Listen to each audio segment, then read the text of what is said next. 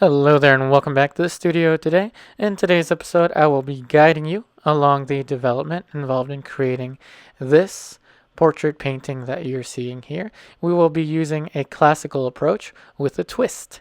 That is, today will be the classical portrait painting special acrylic edition. And here is the original painting that we will be creating a master study of. It is a painting by John William Waterhouse, and the title of the painting is typed right there beneath of the name of the artist. For you to do a Google search, you will be able to find an image such as this one, or of better quality to follow along with me, or to recreate your own master study of this painting. In today's episode, we are going to take this graphite drawing that we created on Wednesday's episode. So that was footage from, a little bit of footage from Wednesday's episode. So now what we're going to do is we're going to put a little bit of tracing paper over top of the graphite drawing. So what we're going to do is we are going to transfer our drawing onto our painting surface. And I'm starting off with the nose. See right here, I'm moving the nose right up. So I'm moving the nose up because it was my I think my biggest mistake that I made in the graphite drawing before was with the length of the nose.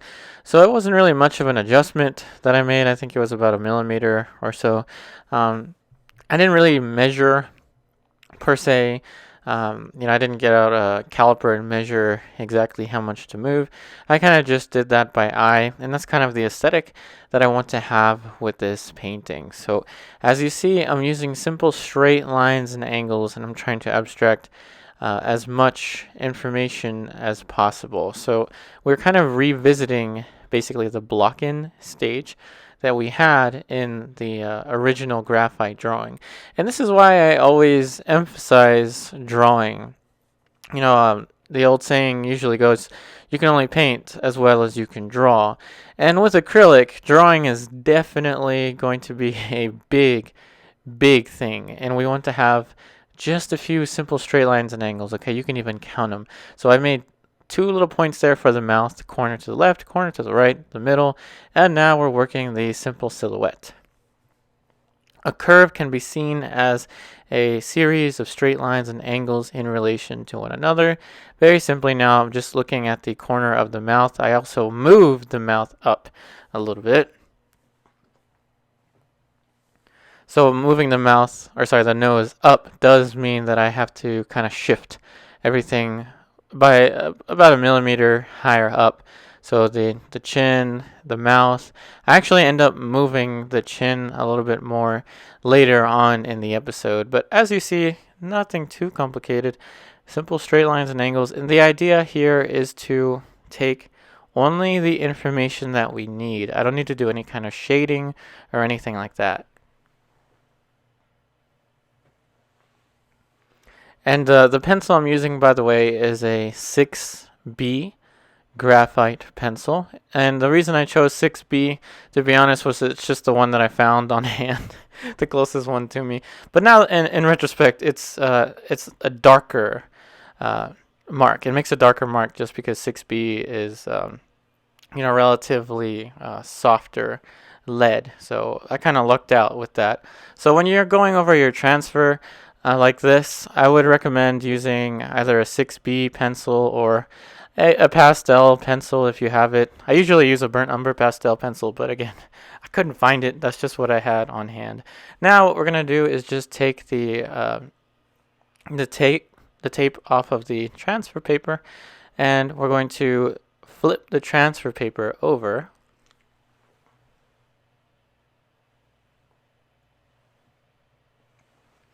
So that's the back side of the transfer paper. And we're just going to use the same old tape on the back side. And now we're going to rub some pastel. This could be any pastel, really. This is just new pastel, NU pastel. I believe that's what it is. But in any case, the materials will be typed in the description box down below, along with their affiliated Amazon links, in case you would like to support this channel and purchase some of the materials that I'm using on the Amazon site. I have links in the description box down below. Now here is our brand new 11 by 14 inch canvas. Sorry, not canvas. It is a panel. It is a gessoed panel. Now what we're going to do is we're going to pick the composition, so kind of like a stamp really, just choosing where we want the portrait to fit. Once we have that all said and done, now very careful not to lean my hand on the drawing. I only want to use my pen here to trace over the areas that I want to directly transfer onto the panel that I will be painting on. So now that we have all of the outlines all mapped out, that was a selfie stick that I was using, by the way, just so I wouldn't lean my hand on the surface. And there you go. It's kind of like opening up a present. Like when you get a present on your birthday, that's what it's like to look at the transfer, and especially knowing that the transfer went well. And I really do enjoy using this panel. In particular, look at the texture of the panel. Now what we're going to do is with a brush, just any old brush, we're going to double check that the lines don't fall off. And this is why I recommend using pastel, just because it transfers so nicely. Now we have the magic tool. This is a very important tool. So we're using burnt umber, and we're going to be using titanium white. So we're going to create an underpainting first. Now the palette that I'm using is a Stay Wet palette. It has a sponge underneath. There's my cup of water. And basically what this palette does is it keeps the paint wet for an extended period of time, just like oil paint. It keeps the paint it preserves the paint really, really well. It preserves your mixtures really well. I was recommended to use this palette a long time ago when I made my last portrait painting with acrylic video. I actually didn't use a Stay Wet palette, and I kind of this was like a revelation to me to have this material. So if you're using acrylics and you don't have the Stay Wet palette, again, it's a palette that has kind of like a wet sponge underneath of the surface. Go ahead, pause this video right now and go get a Stay Wet palette. You will not regret it. And now we're just cleaning up the paint. See how nicely acrylic cleans? I just really enjoyed that shot, so I thought I would put it in slow motion. So now that you've seen me mix the value web, now what I'm going to do is I'm going to take a small brush and I'm going to pick and choose from the values on that palette. Just because of the nature of acrylic, I couldn't set up a vertical palette just because the paint would kind of drip off the side. So you won't really see me mixing on the Stay Wet palette. Just know that the Stay Wet palette is pretty much the magical tool behind all of this. So now what I'm doing is with a smaller brush, I'm going for the darkest accents. I'm going for just a little bit of a dark shape for the iris and the corner of the concavity of the upper eyelid.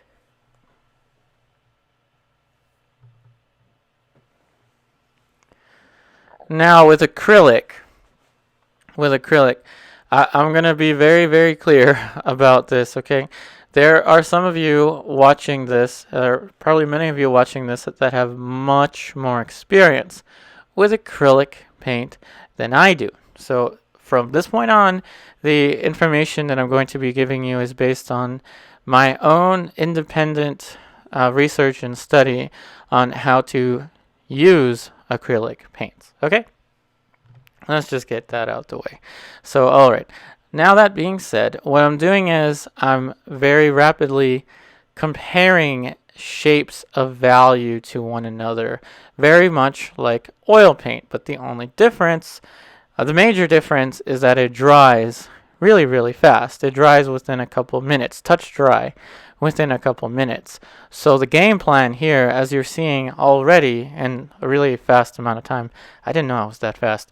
All of this is in real time also, by the way. Just know that all of the video, all of the footage is in real time. You have pretty much almost every single brush stroke. You're going to be presented with pretty much almost every single brush stroke, minus painting the background and some repetitive stuff, but you're going to have pretty much all of it. So what I'm doing is I'm working a little bit lighter than I would initially want my values to be. So acrylic can be a little bit tricky, especially if you're used to oil paint, such as me. So if you're an oil painter, just trying to understand acrylics, or you're already an acrylic painter, then you probably already know what I'm going to say. Acrylics dry darker. And because of the fact that the acrylics dry so fast, I would highly recommend that you work on a white surface. So create your underpainting on a white surface. Now, working lighter and brighter is nothing new, really. That's something that I usually say and emphasize in underpaintings using oil paint. The only difference here is that I want to work more opaque, so I want the paint to be much thicker, and I want the paint to be much lighter as possible. And the word so-called blending, the word blending, there's nothing wrong with blending, so to speak, but with acrylic, I think it's to your advantage to, instead of thinking about blending a shape, looking at each shape value per value. Acrylic really tests your knowledge of tone, your knowledge of value. And you also kind of have to anticipate the value that it will be when it dries. So you will see, as the footage continues, I think we're going to be on this camera shot for around 20 minutes or so. So you'll see certain areas will start to kind of settle in and get a little bit darker. In particular, in the lights, see how I'm covering the light there? That's pretty much the Liquitex titanium white. And another thing I will emphasize highly with acrylics, kind of the same as oil paints, okay, very, very similar. You need to get yourself some artist grade acrylics. I did experiment with the student grade not too long ago with the Liquitex, the basics one, the student grade one, just to kind of explore with it. And the difference is like night and day in terms of the opacity. And you really, really want to paint as opaque as possible. The more opaque that you paint, the less it will change when it dries. The idea is to anticipate what value that you're going to have. That being said, I see the fast drying nature of acrylics to be a very advantageous thing. It's really to my advantage. To be honest, one of the biggest problems I have with these videos, trying to produce oil painting videos, is the fact that oil paints take their sweet time to dry. Sometimes it'll take a week for the paint, depending on what colors I use, to be touch dry, even with a fast drying medium. Acrylics is different. Acrylics takes less time, and another thing is that they don't glare. That is a wonderful thing for me, in particular, someone that creates videos about painting, someone that has combined painting and video. That is a very, very useful thing, and especially if you're into photographing your artwork, sharing it on Instagram or Facebook or whichever social media you're into. The fact that it doesn't glare as much is a very, very useful thing. So now that you're seeing the shape of the eye, all the values surrounding the eye start to take form, another thing I want to note is that I'm kind of hatching with the brush. That right there is pretty much just the titanium white with maybe a tiny bit of the burnt umber. So the hatching, right? I'm very interested in the surface quality of the painting. If you look at the photo reference of the Waterhouse, the John William Waterhouse, there's a lot of texture, and it looks like there's a lot of layering involved in that painting. And that is an oil painting. I'm pretty sure it's an oil painting. But in any case, that kind of layering, that kind of layered effect is something that you can achieve with acrylic. Now again, I think it has already happened. The shapes around the eye started to get darker. So now they're closer to the values that I wanted, the values that I'm anticipating. And in terms of the opacity So right now what I'm doing is I'm just putting in the halftone for the cheekbone, and now we're working the halftone around the zygomatic bone, the kind of top portion of the zygomatic bone. That's just a fancy way of saying the cheekbone, that area right there. Um, as I move from one segment to another segment, I'm looking at the value, okay? Right now it's just one brush because we have just one color, um, one basic underlying value per area. And you can even correct the drawing a little bit. That's another thing I was concerned about with acrylic. Since it dries so fast, how can you correct? And look at that. I'm correcting the outline. And I was talking about the opacity just now. Yeah, another thing with the opacity, there is one little disadvantage I've noticed with the Stay Wet palette, which is actually, you can think of it as an advantage. I kind of think about it as both. With the Stay Wet palette, since there's a wet sponge underneath of the palette, it helps to keep the paint hydrated. It helps to keep the paint wet for an extended period of time. The only real disadvantage, I think, is that it adds water to your mixtures. So I can't really paint too opaque with the with the Stay Wet palette. Is that a disadvantage? Maybe, but not really, because especially with portrait, you really want to think about soft and gentle edges. Okay, so building the transparency, so building these layers in a more transparent fashion, is something that you can do with acrylics, and it will mimic to some extent the kind of glossy, creamy factor of oil paint. Now I'm going to keep comparing the acrylics to oil paint. Now what you're seeing me do is kind of move.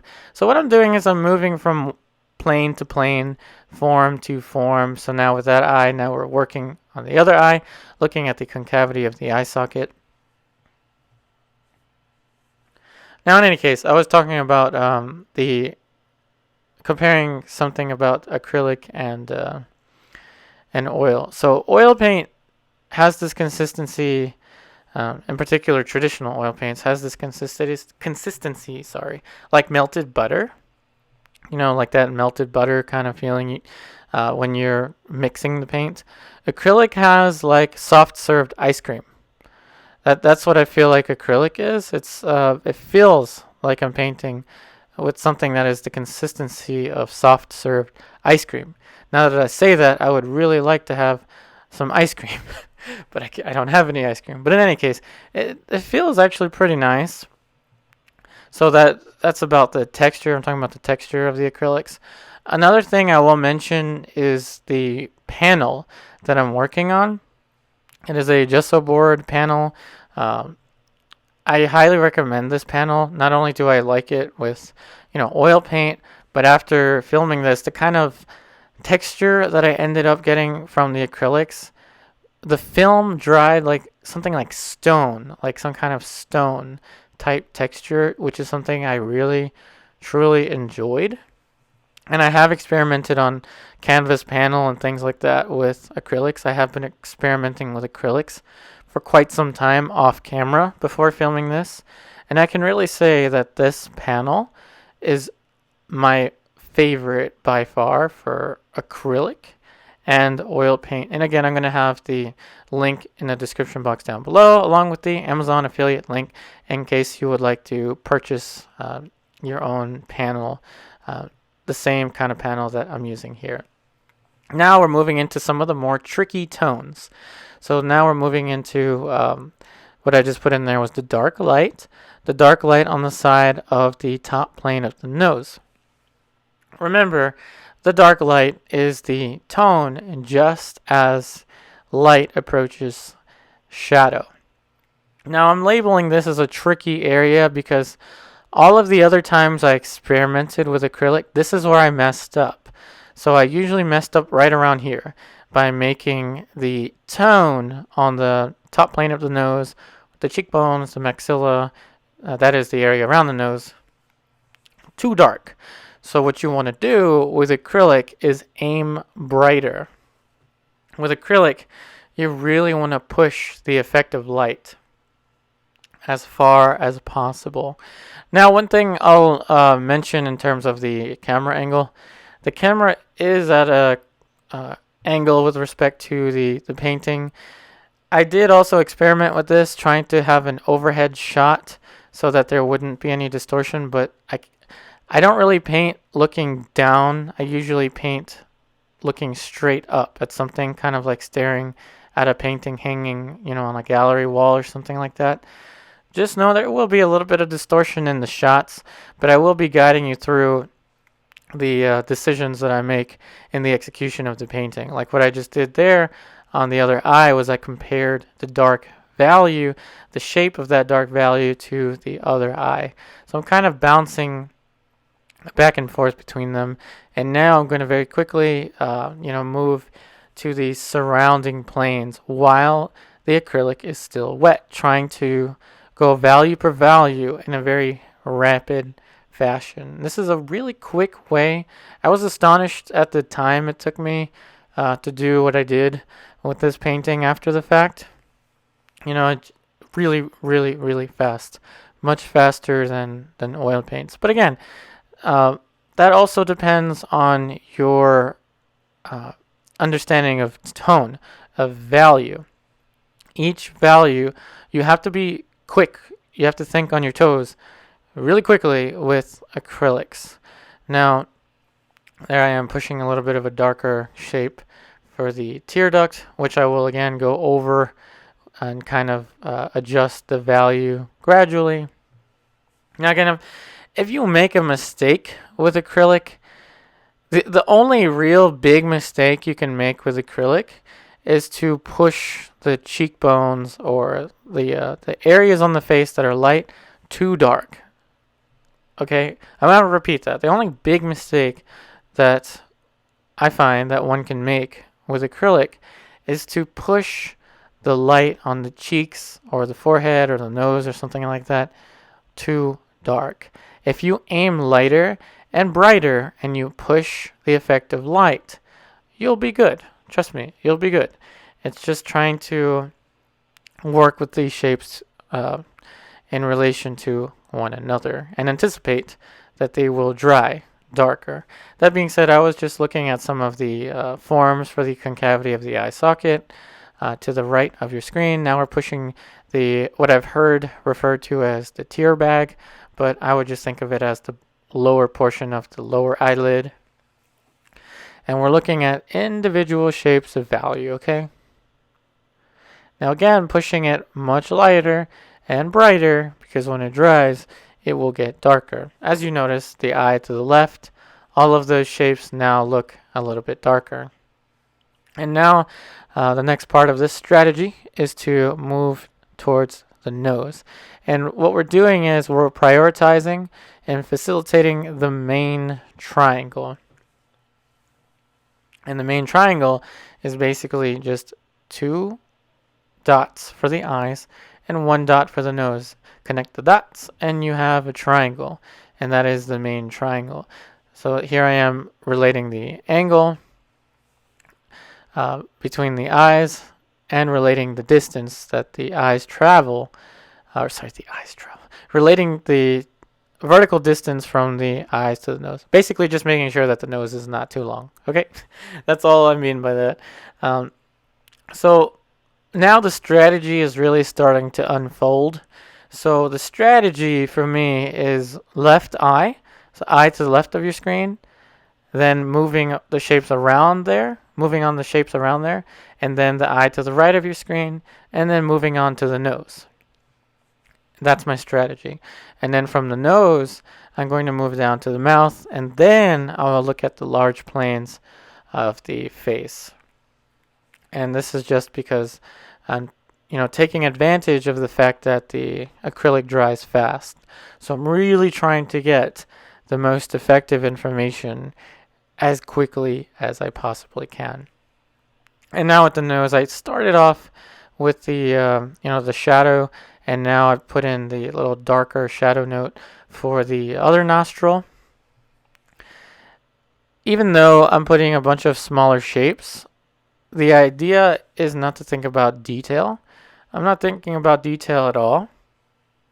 Very similar to oil paints, I'm thinking about large shape first, but in contrast to oil paints, I'm thinking about looking at how individual layers will dry. I'm really focused on how these layers will dry. So right around here on the as we approach the bulb of the nose, so we just covered the wing of the nose. Now that we're approaching the bulb of the nose, I'm going to push this extremely light. So with oil paints, you don't really have to think about, what the painting is going to look like in like 5 minutes or so, because it stays the same value pretty much the entire sitting, because oil paints again take forever to dry. Acrylics is different, so there's some adapting that I needed to do for the acrylics. But as you see, the nose, we've underpainted the nose really fast. I mean, really, really fast. And what allows me to move this fast is my understanding of value, my understanding of tone. So now I'm going to talk a little bit about what must have been going through my mind in terms of each shape of value now. Okay? So that was the side of the maxilla, and I pushed it extremely light, much lighter than the areas surrounding the lower region of the lower eyelid to the right. Now I just put in a darker tone for the corner of the nose, pretty much just using the burnt umber and a tiny bit of the white, and I compared that tone to the side plane of the nose. Now quickly moving to the tone on the side of the maxilla. This is now the maxilla of the face. I'm now relating this tone to the subsequent tone surrounding it on the side of the nasal bone, pushing it lighter. So this is the other corner. See how I'm working both sides at once, pushing them as light as I can, pretty much just using the titanium white and the tiniest bit of the burnt umber. Now working our way to the top side of the zygomatic bone, we have pushed the corner of the side of the cheekbone darker so that we could come back in much lighter and create a little bit of a gradation of tone here. And we're using a little bit of a hatch mark, a little bit of a hatching approach. And again, the hatch mark pretty much just means leaving the brush stroke to show through as kind of an effect. It looks like an interesting effect. And now we're pushing again the dark accent of the nasal bone, or sorry, the nostril. Now we're moving to the side of the orbicularis oris. So this is the side plane of the top portion of the orbicularis oris, and right around here I want this tone to be darker than the maxilla region, the region to the top, but I also don't want it to be too dark because, as you know, it is going to dry darker. Now I'm relating it to the corner of the side of the side plane of the philtrum. That is the dark shape of the philtrum. I'm relating that value to the value next to it. That is the side plane of the orbicularis oris. Now in terms of the tone, I want it to be a little bit lighter than the side of the orbicularis oris. That's why I threw in a little bit of the titanium white. And now we're kind of putting in a bridgeway tone between the bottom of the root of the nose and the top of the philtrum. And now what we're doing is we're moving the mouth up even more. At this point, I had discovered that the mouth still needed to move up a little bit. So we're starting with the top middle portion of the mouth, putting in a much darker tone than any of the surrounding flesh tones. And that is because the relative value of the mouth is darker. So we're okay going darker. But again, notice that I'm still not going as dark as I could. That is because I'm playing it safe and I'm anticipating that it's going to dry darker. And that little light shape I put in there was for the division of the upper lip, trying to follow the center line as closely as possible. So that right there is the bottom of the root of the nose. And I'm comparing that to now the corner of the mouth. Notice how I moved the corner of the mouth up. And now we're just going to journey our way over to the other side, looking at the bottom right side of the mouth. Now let's just go ahead and fill in that shape. So this whole shape is a little bit thinner. So that is, it will dry a little bit darker, and it will have a little bit more of a transparent effect. Now what I'm looking for is the surrounding shape of the mouth, and I'm going to be very cautious to leave the white of the panel to show through for the teeth. Later on, when we get into more values, we will put in a value for that shape. And we left a little bit of the white of the canvas for the highlight on the lower lip. And now again, putting a lighter tone, but still darker than the tones on the cheekbone. So what I've been doing for the past, I don't know, however many minutes, was guiding you through my decision making between each individual shape. Now I'm going to return to talking about the process. So in terms of the process, we now moved from the eye to the left and the form surrounding the eye to the left to the eye to the right, the form surrounding the eye to the right, and then the nose. And then we worked down towards the philtrum, and the philtrum was a very useful plane because the length of the philtrum gives you the distance from the nose to the mouth. So now from the nose we moved on to the mouth, and now what I'm doing here is just softening the edges by trying to paint in individual planes and the transitions between the individual planes. Now the idea here is to make sure that the drawing is as accurate as I can possibly get it. But remember, just like I said in Wednesday's video, there is a way to create a realistic painting that's not photorealistic, and that even applies when, doing a master study, such as this one. I don't necessarily want to make this painting look 100% exactly like the painting that I am studying. Rather, I'm trying to pick and choose information that I am observing and try to interpret it to the best of my ability, pretty much just using my eye. Just know that since the camera is at an angle, again, there is a little bit of distortion.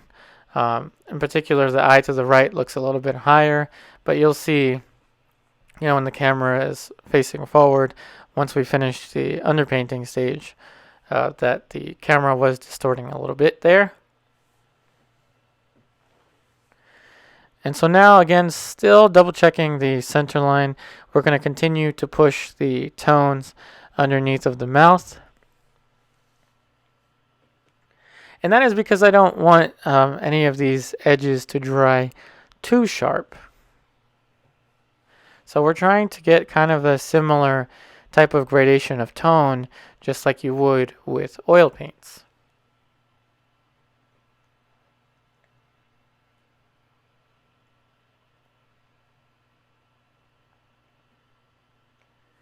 And now we're moving on down towards the bottom plane of the orbicularis oris, that is the structure that encompasses the mouth. So notice how I am working the structures surrounding each feature. It is very important to have an understanding of the planes of the face and also an anatomical understanding of the surface muscles of the face, such as the right here, that is the corner of the side of the plane for the cheekbone, the zygomatic bone, and then the dark shape underneath of the mouth was also the tone for the bottom of the orbicularis oris, and that tone right there is the side plane of the cheekbone, the zygomatic. As it turns away from the light, it will get darker. And it's important to have a type of strategy with acrylic. Acrylic is a little less forgiving, or a lot less forgiving than oil paint. With oil paint, you can very easily push things around. Acrylic Not so much. Once you let something dry, it's dry. And you have to keep painting and painting and painting over it so that you achieve the light. That being said, earlier on I said the biggest mistake you can make really is to, let a light area on the face dry too dark, or paint it too dark and then it dries. So if you paint, so this area right here on the side of the mouth, if I were to paint that the exact value that I was observing from the reference, it would dry way too dark. And now we're going to continue to relate the values. So just keep in mind I'm painting it lighter so that it dries closer to the value that I want it to be. So now we moved on to the next step really. So now that we have the features and the forms surrounding the features, we're moving on to the larger planes. And notice how I have a larger brush now. And I'm using pretty much all synthetic brushes with acrylic. Synthetic brushes I think are ideal for acrylic painting.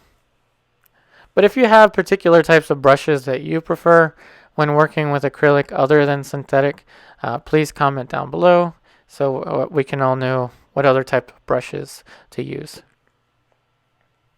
And so now what I'm doing with the side plane of the face, that is the side of the cheekbone, working our way down towards the mandible.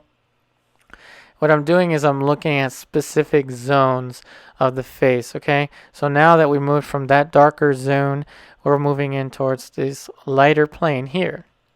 And I'm using pretty much just the titanium white with the tiniest bit of the burnt umber.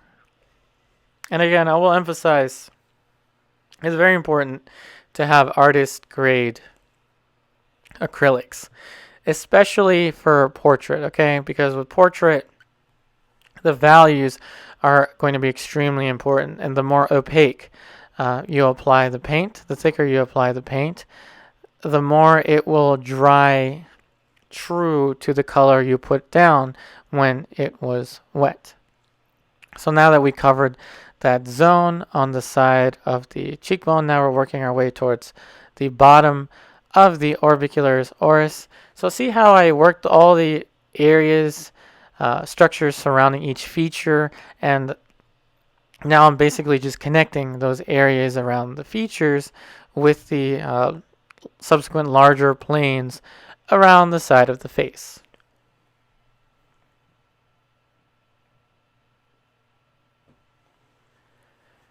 And as today's episode, as you've noticed, is much, much longer than, the episodes previously, I'm going to, like I've been doing, just put in momentary little pauses, just me catching my breath and things like that.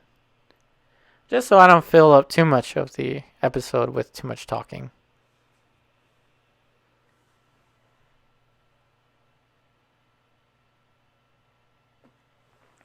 All right, now at that point, that last brush stroke that you saw and this one is to clarify some more of the drawing mistakes, or just solidifying certain things with the drawing. And like I said, with acrylic, this was one of the biggest surprises to me. As an oil painter, one of the biggest surprises is that you actually can, to a reasonable degree, correct drawing mistakes. And by drawing mistakes, I mean just moving things around by a millimeter or so. I'm sure you can, correct even more. And that's me just erasing a little bit while the paint was still kind of wet. And now with the top plane of the forehead, since the value is extremely light on the photo reference, I was going as light as humanly possible, pretty much with the titanium white, and just the titanium white, knowing that there was a little influence of the burnt umber on the paintbrush.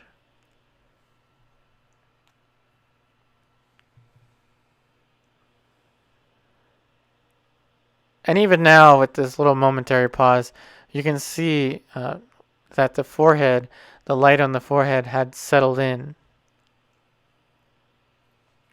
So sometimes in between shots, in between camera angles such as that one and what we're doing now, I will take momentary breaks, um, and then you'll see how the paint dries, though it's not too noticeable, to be honest. Now we're gonna move the mandible. See how I'm making the correction with the paint? Very much like an ink line, just moving these shapes up. And as I'm watching this and talking about the paint, I wonder if watercolor handles differently. I have no idea. I'm not not even gonna attempt to make a watercolor video until I have enough practice. I have been practicing with the acrylics for some time now, off camera. If you follow me on Instagram, sometimes I'll post like practice paintings and things like that you don't really see on YouTube. And so now, while the paint is still a little bit wet, I'm putting in the dark light. And with acrylic, it's very simple and clear to see the dark light. And again, the dark light is the tone, just as light transitions into shadow. And again, going over that tone one more time, and using the little hatch mark, just like I would with a graphite drawing. Which ironically is the medium that I used for the transfer drawing. Alright, so now what we're going to do is cover some of the dark underneath of the mandible. And just using the burnt umber with a little bit, just the tiniest bit of the titanium white. So even in the shadows, I'm trying to paint as opaque as I can.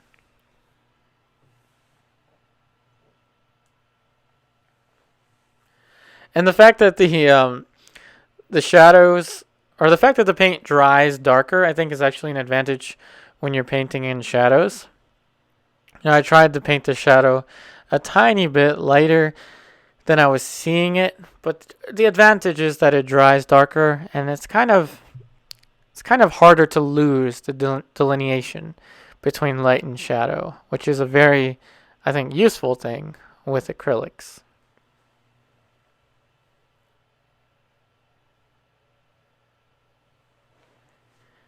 And so that was just a little tiny adjustment to the side plane of the cheekbone.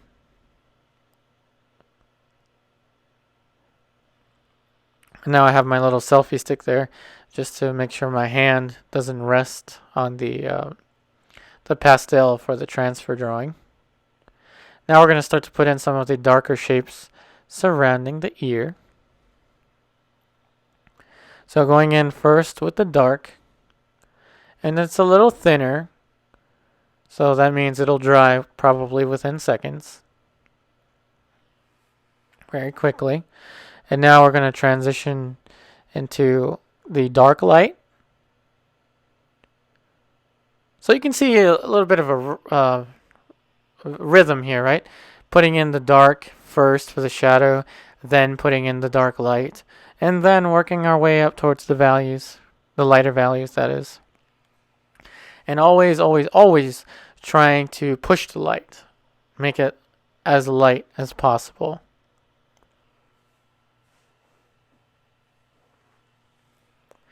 And now you're going to see a little bit of a close-up very soon about how what the paint looks. Here's what it looks like in a close-up. That was just a quick little close-up. And now we just filled in a simple little portion of the hair. And now, since we're going to be working an edge between a very dark shape and a very light shape, we're going to want to have a little bit of an intermediate tone. And that was a little close-up of the brush. I'm pretty sure that acrylic painters have a name for this. I don't know what the name is, to be honest. But I'm just going to call it double brushing it. So I have an intermediate brush here, okay, with a lighter tone, and then a darker brush so that I can sandwich that intermediate tone between the darker area and the lighter area. And I'm double brushing it around the silhouette of the face to create a softer edge. Okay, I'm going to repeat that. I double brushed it so that I could create a softer edge between the light shape of the hair and the dark shape. Sorry, the light shape of the face and the dark shape of the hair. Got them confused. See that? That was a little close up. I'm double brushing it again. And double brushing with acrylic is a technique that you want to use to get a softer edge between shapes of value. And later on, we'll do that in between shapes of color. Now let's just go ahead and fill in the rest of the background. Now that I have the soft edge, the relatively soft edge around the hair, now what I'm going to do, there we go, just very quickly covered the background, and I love this aspect about acrylic. There's no glare. There is virtually no glare, which is amazing. It's such an amazing thing.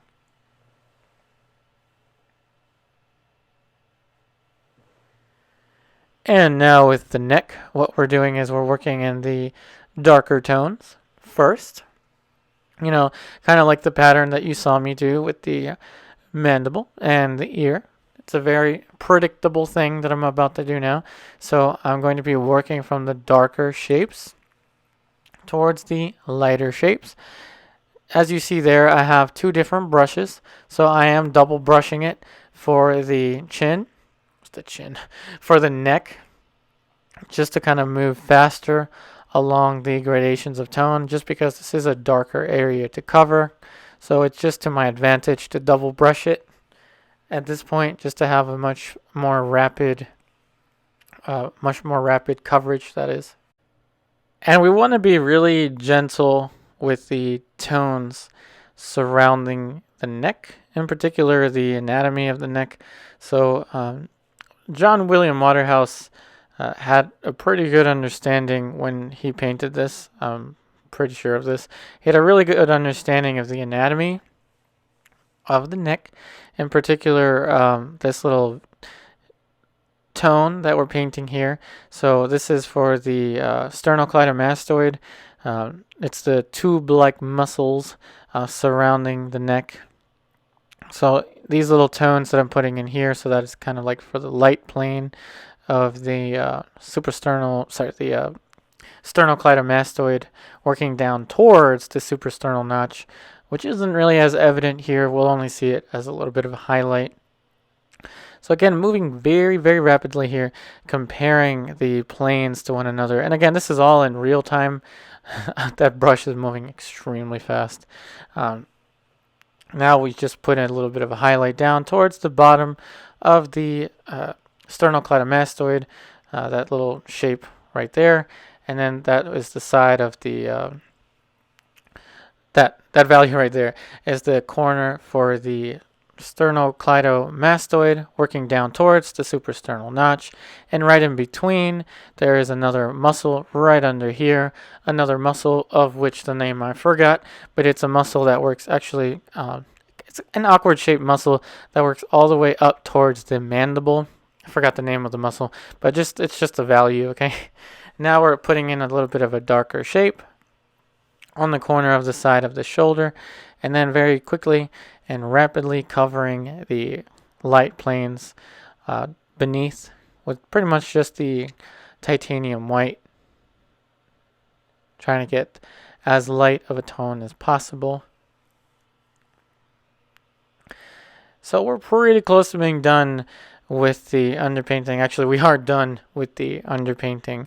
So one last shape there.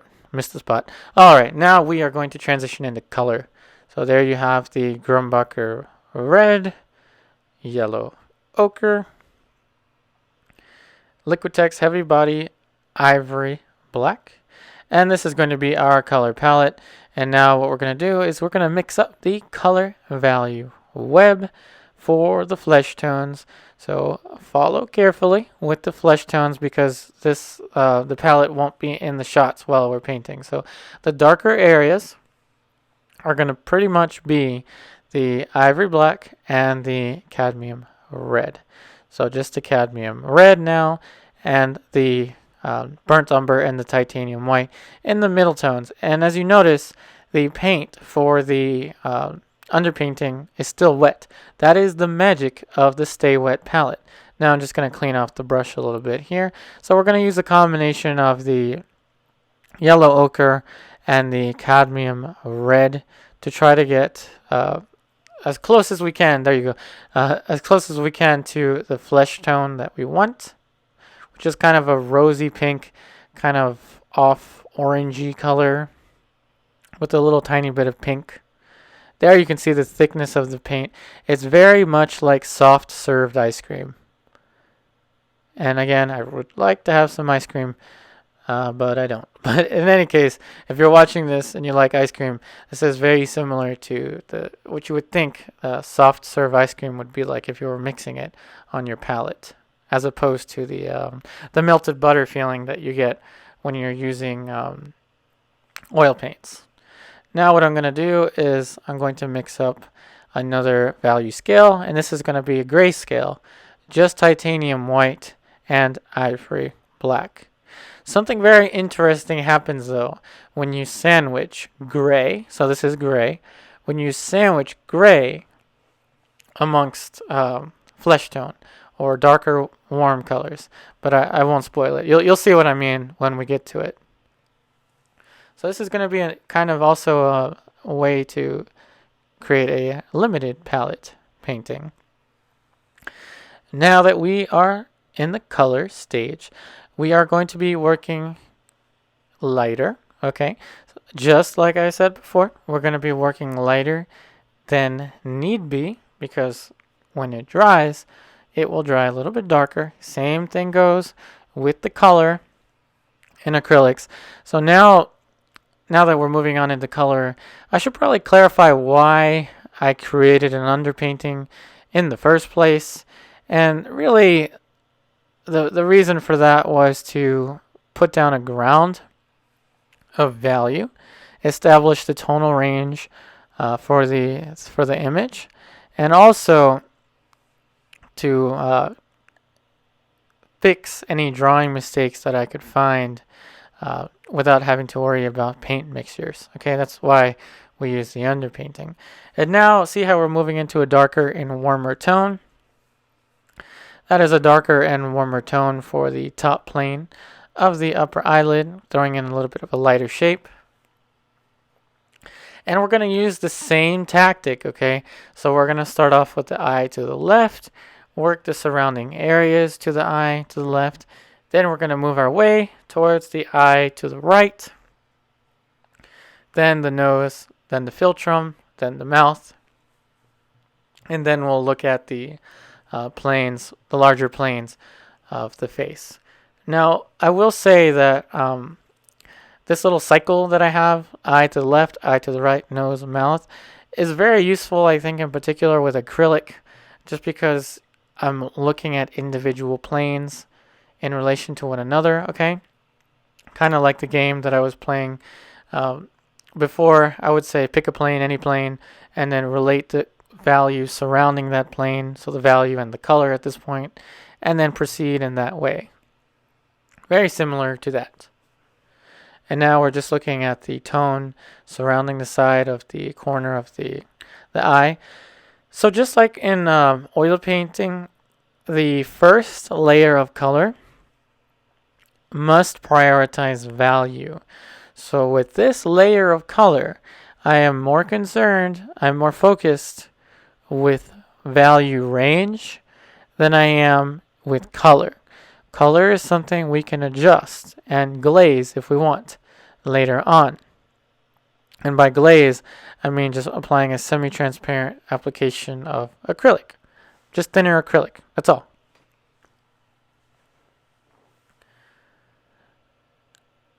And that was a darker plane underneath of the lower eyelid. And now we're just kind of working the value right next to it. Now pushing a little bit of a darker tone. And what I want is to establish the value. Okay, here is what I was talking about. So something interesting happens when you sandwich gray within a bunch of warmer colors. And that is that the gray will appear blue. And that's just, I don't know, it's an optical illusion or something. But that's one of the reasons why, the Zorn palette works for portrait painting. And that is, the Zorn palette is just black and white, yellow ochre, and then cadmium red or vermilion red, whichever you'd want to use. So that's a very interesting thing, that the gray looks blue in comparison to the surrounding shapes. And added to that, ivory black, admittingly, is actually kind of a cooler color anyway, even with acrylics. And now we're looking at the concavity of the eye socket. Still using a little bit of a hatch mark. Looking at this darker plane, relating the value. So just like I did with the underpainting, at some point I will start to narrate my decision making for individual shapes of value and color. But for now, I'm just kind of guiding you through a kind of more basic overview of my decisions. So that is a little bit of an intermediate tone, again, just to create a softer transition, and still trying to push lighter and brighter.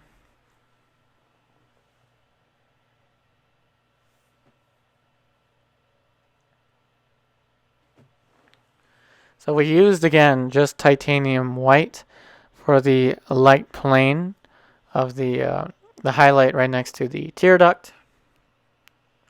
And that is, again, because as I keep repeating myself, it's going to dry darker. Okay, you're like, okay, I know that now. But in any case, that's why I put that value in there. And now we're just going to be connecting the surrounding areas to the eye now, working our way towards the side of the nose. Pretty much just using the lighter, more pinkish areas of the color value web that we mixed up on the Stay Wet palette. Looking at the side plane. So we're looking at the side plane of the nose now as we work our way towards the glabella. And again, the glabella is the shape right in between the two eye sockets. So that is the dark for the concavity of the eye socket. Still trying to kind of apply a little bit of a hatch mark.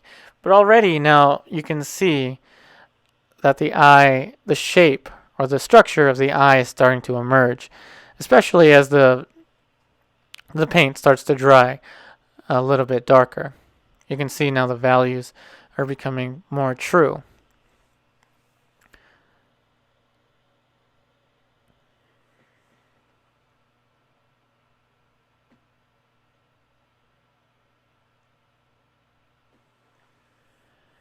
And again, pretty much just taking from the lightest area of the color value web.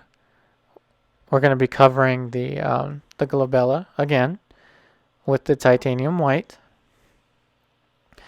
And I think I mentioned it earlier, the texture of the acrylic, when you continue to layer and layer and layer the acrylic, especially on a panel like the one I'm working on here, it has this kind of texture, kind of like stone. It's almost like stone, as opposed to oil paint. When it dries, it's kind of more like a film, like a hardened plastic. That's what oil paint kind of feels like when it dries. This is more slick. It's more like stone. Again, which is something I actually really have become really fond of with acrylic.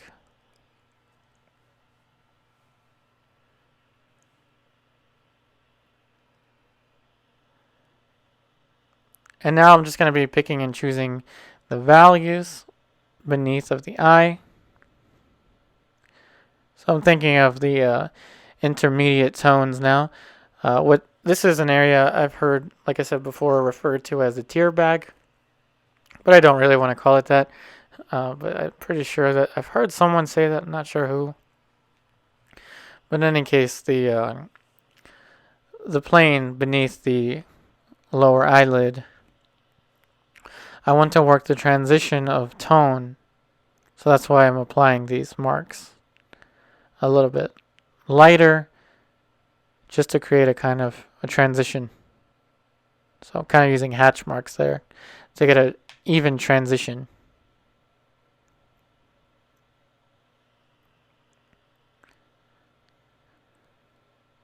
Now we're looking at a lighter transition from the side of the eye. I couldn't really tell what that plane was. There was a darker plane on the side of the eye that was darker. I didn't know what it was, but I kind of just painted it in there anyway. And so now we're looking at the top of the nose. And in particular in this area, I was actually painting as thick as I possibly could. Meaning, not thinning out the paint at all. So I tried to paint thicker on the nose. And again, just because in several previous practice paintings that I did before, filming this, that was my biggest mistake, was around the nose and the cheekbones, making them too dark. And now as you're seeing the colors start to take form and develop surrounding the individual planes, there's also an aesthetic, I think, to layering acrylic, the transparency of the acrylic. I think it looks really neat, to be honest. I mean, I don't know what you think about it, but the layering, the look that you get from layering the acrylics, this kind of look would take forever with oil paint. But with acrylic, again, it's very, very fast. But again, that relies heavily on your understanding of structure and value, because we're working, again, very, very rapidly. Working one value in comparison to another. And now, since we have just passed the 1 hour point in today's episode, I'm definitely going to start to slow down my talking, my narration. And again, this is a much longer video. And again, because you've been asking me to create longer videos for you. And again, today's episode is actually something I would have probably split into several individual episodes in the past. But again, since I'm trying to follow, the YouTube algorithm rules and things like that, this is now one entire episode. It's kind of like a feature-length film, a feature-length movie or whatnot. But in any case, that plane right there on the side of the eye socket, that was the light shape. I don't really understand what it is in the painting. But there's a little bit of a light shape there. Kind of a single brush stroke right in that area. Not entirely sure what it is.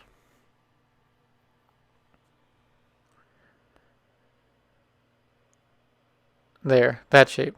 I don't know what it is. At that point, I didn't even know what it was, but I painted it anyway. And now we're going to start to work our way towards the side of the corner of the eye socket. I'm getting tired. It's a long video. If you made it to this point, I know we're not even at the halfway point. If you're still listening to me or you're painting along with me and you made it to this point, comment down below, I'm a winner. Like hashtag I'm a winner. Okay, and I will know who you are because this is a very specific part of the video, because I know most folks are going to be skipping through this video anyway. But if you're watching at this point and you're listening to me, comment down hashtag I'm a winner, because you are a winner if you're still listening to me at this point in the video. But in any case, I do expect you to skip through individual segments of the episode and watch them maybe throughout the day or something like that, just to not have to sit there for 2 hours straight, trying to watch one single YouTube video. But in any case, let's get back to the painting. So the side of the nose right there. So that is the plane for the maxilla to the side of the nose. Trying to paint it a little bit pinker. So I'm trying to go a little bit pinker from the get-go, just lighter and pinker, just because, like I mentioned on Wednesday's video, with the that pinkish color. Some of you said it was makeup. Others said it was like something with the skin or something like that. I still don't know what the pink is in the model's cheeks, but I painted it. I painted it in there anyway. Excuse me. In the preliminary stage, just so I can continue to layer over it and get kind of an interesting layered effect with the acrylics. And now we're just pushing the side plane a little bit darker. And it's really neat because you can see the underpainting show through. Before I would refer to that as the awesome factor in classical oil painting, when you can see the underpainting showing through. The awesome factor in this case is kind of everywhere. You can see the underpainting's influence in the individual layers.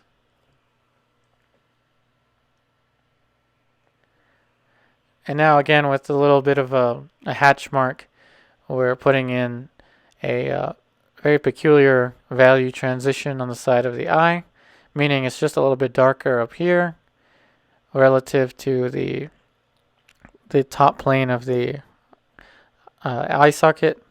There, that shape. So that shape is lighter than the shape beneath it, which again I find kind of peculiar, but I think it's just the brush stroke.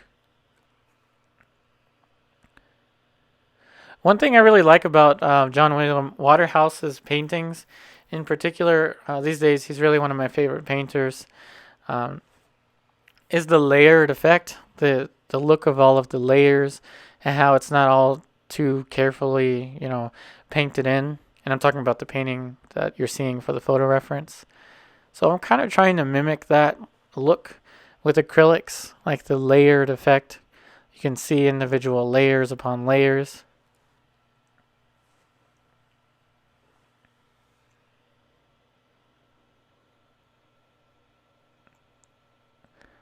And now, just like we did with the underpainting, we're looking at the bottom plane of the lower eyelid. That's that little transition there for the bottom of the lower eyelid.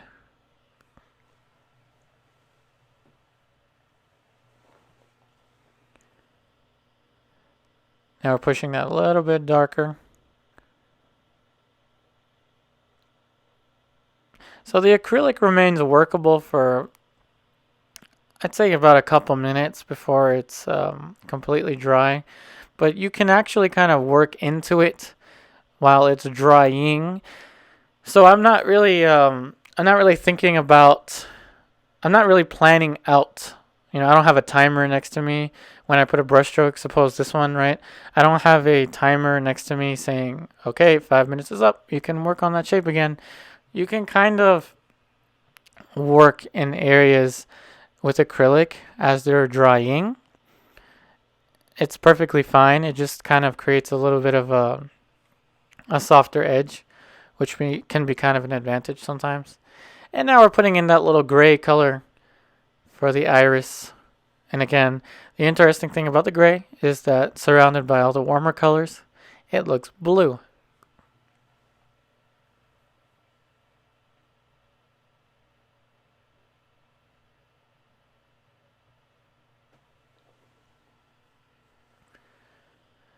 And that was the darker accent for the, I think that's for the eyelashes, to be honest, but it should be for the dark of the plane, the bottom plane of the upper eyelid.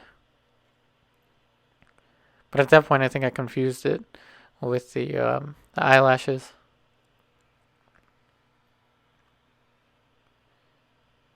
Now we're putting in another darker tone. See, so that area on the side of the eye was kind of in the middle of drawing, but I went over it again.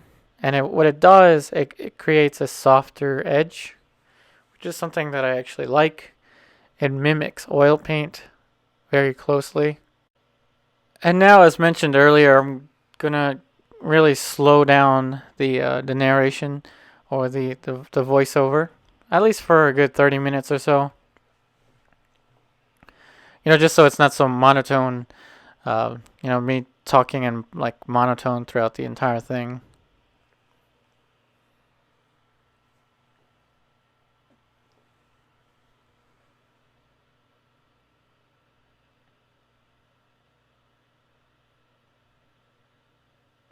And that was an area there where I was actually having a little bit of trouble with the drawing, but I think that's because I was trying to get a very, you know, very subtle value transition between the corner of the side of the nose, but my brush wasn't. I just wasn't getting the right value in this area here. So you'll see me kind of struggle with this tone, and then kind of eventually get to the shape or the value that I was after.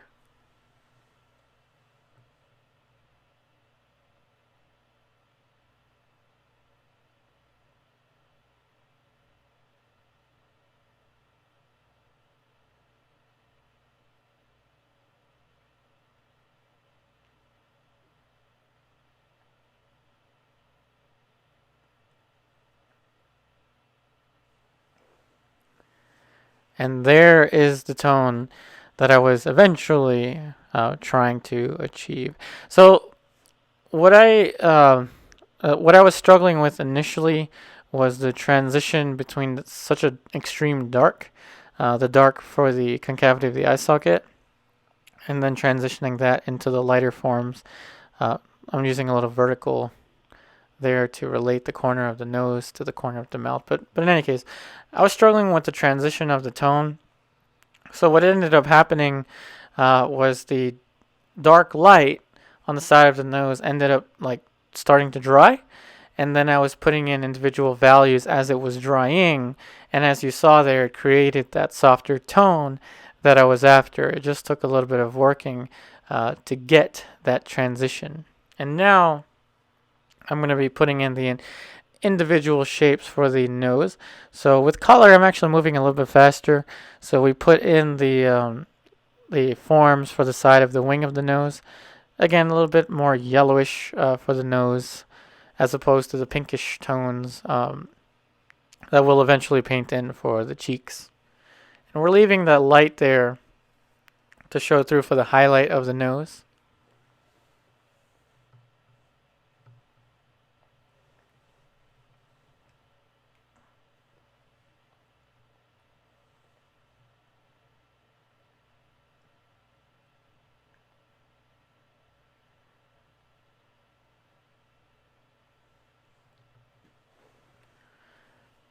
And so just looking at the transition of that tone again on the side of the nose, I actually ended up pushing it a little bit more to the right. So again, you can continue to develop your drawing. My first initial impression with acrylic before I started practicing with acrylic was that I couldn't fix drawing. I didn't know how I would fix any kind of drawing things. But here you're seeing me do that. Just kind of moving the shape of the bulb of the nose to the right a little bit. And now we're just putting in a little bit of the transitions for the bottom of the nose as we approach the root of the nose.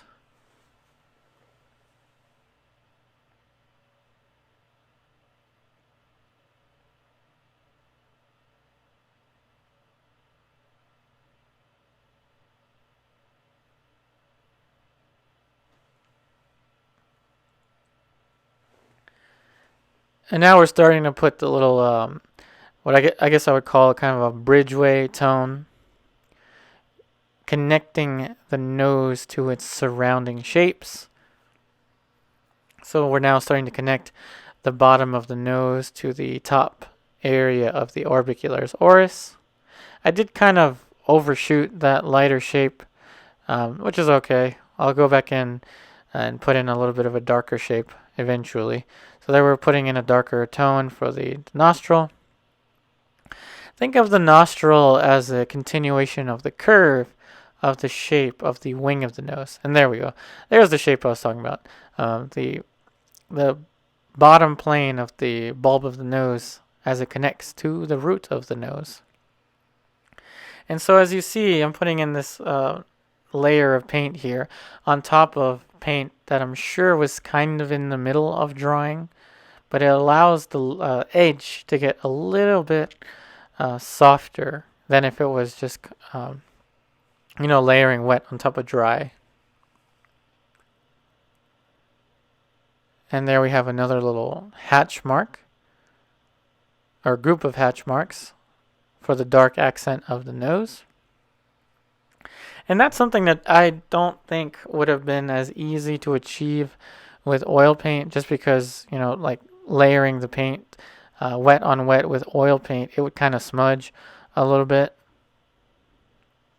So it smudges much less with the acrylic.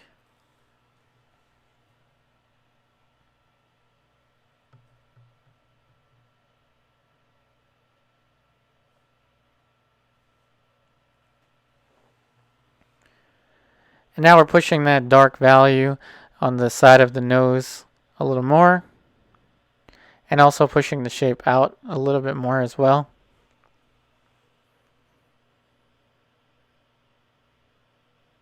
And trying to get a little bit of a sharper edge.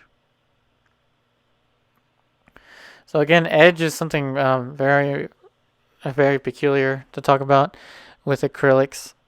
So remember, to get a really, really soft edge, you either want to double brush it, like I did around the outside of the face, or you want to very rapidly, like I'm doing here, or for the majority of it, very rapidly mix the subsequent tones in relation to one another. That is how you will achieve a softer edge.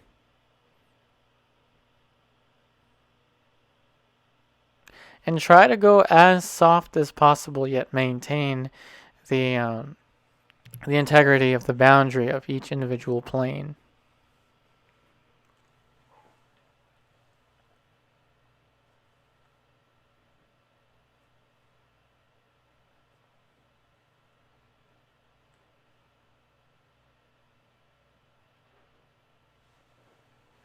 Now we're looking at the side plane of the top area of the orbicularis, or just like we did with the underpainting. Now see why I said that it's a good idea to work on the white?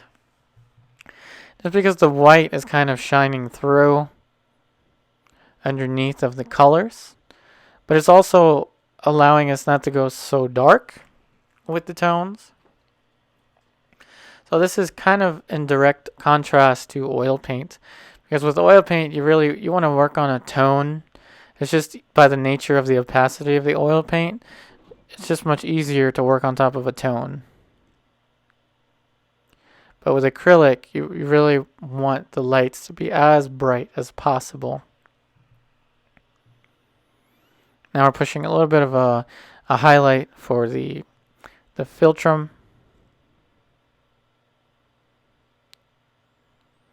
Working next to the corner of the side of the top plane of the orbicular source. That's a lot to say. It's just the top of the structure encompassing the mouth, that's all.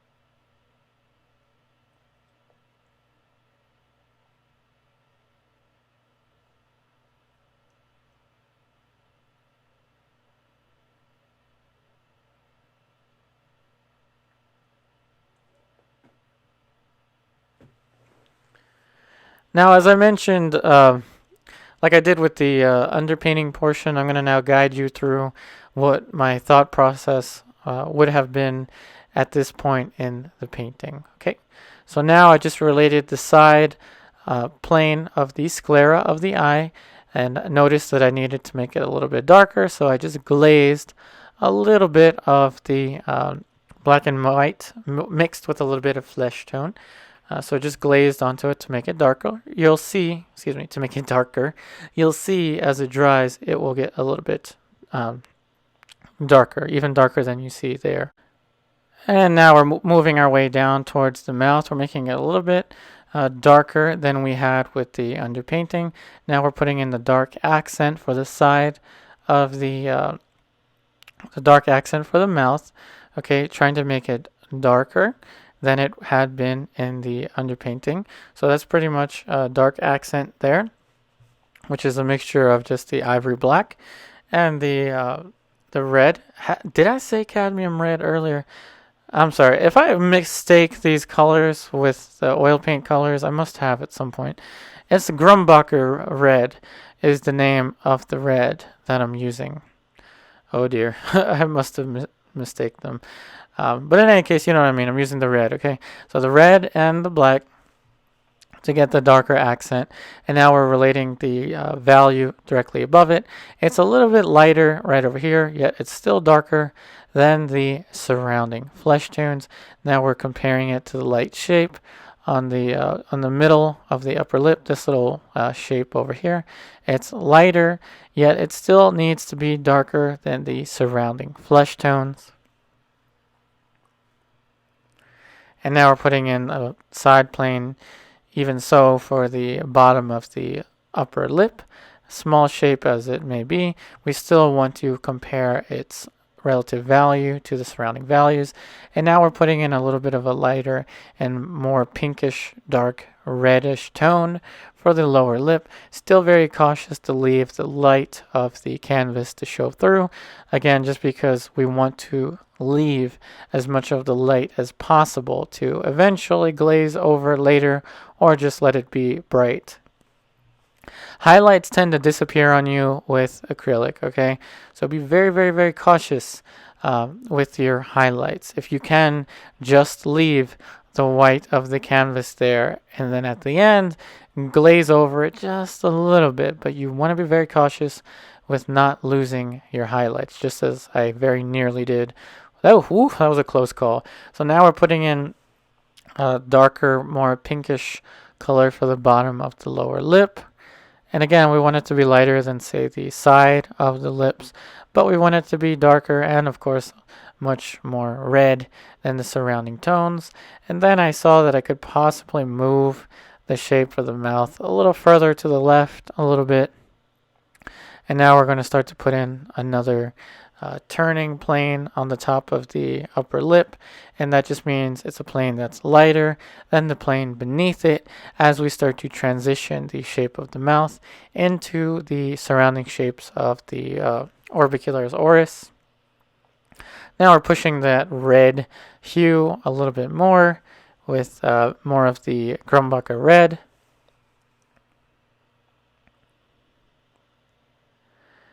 And now again, we're putting in a little bit of an intermediate value, kind of a bridgeway value, and at the same time, we're trying to soften the edge. Now this edge is very similar to the edge on the side of the nose. It's a very clean distinction between the light shape surrounding the face and then the dark shape of the lip. And again, that soft edge was obtained by mixing the values directly next to one another very rapidly. Now we're going to do the same kind of thing on the corner of the side of the mouth, making this shape darker than any of the surrounding flesh tones, yet now making it lighter than the values within the lips. As we work our way towards the side of the mouth, now we're going to put another little transitioning tone beneath the bottom of the mouth. We really want this shape to be a good bridgeway or a connector between the forms of the lip and the forms directly beneath as we approach the bottom of the orbicularis oris. Now we're going to work our way towards, again, the bottom middle portion of the lower lip, painting in an even more subtle transition, trying to soften as much as we can.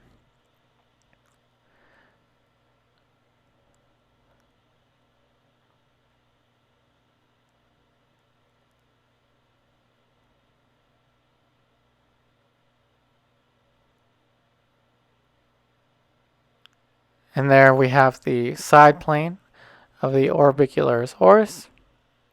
It makes kind of like a dark triangular looking shape.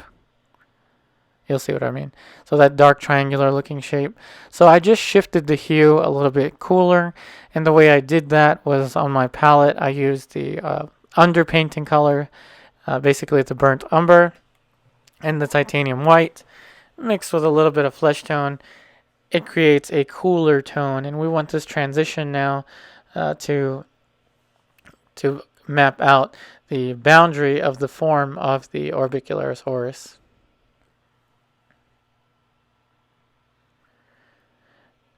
And now as we finish up the shapes surrounding the bottom, or surrounding the lower lip, we're going to very quickly move into the shapes approaching the large forms of the face. So we want to work our way towards the larger forms such as the cheekbones, the chin, the mandible, and all of that stuff. But again, remember the tactic. So now I'm switching into guiding you in a more kind of general fashion as to how I was earlier. A couple minutes ago, I was guiding you through, pretty much brushstroke per brushstroke. Now I'm going to be switching my narration to more of a kind of basic overview of what I'm doing.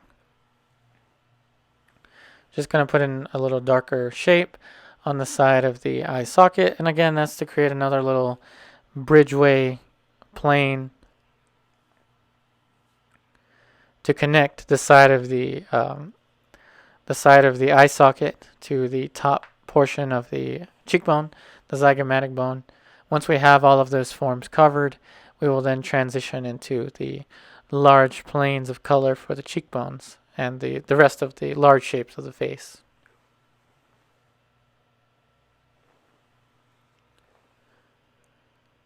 Still trying to soften a little bit on the corner there.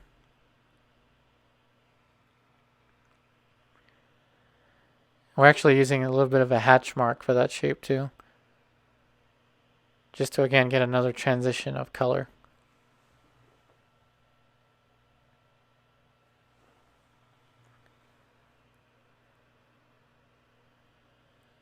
And now we're going to adjust the outside shape a little bit. Just pushing that a little more inwards. See how we're working from the inside shapes outwards.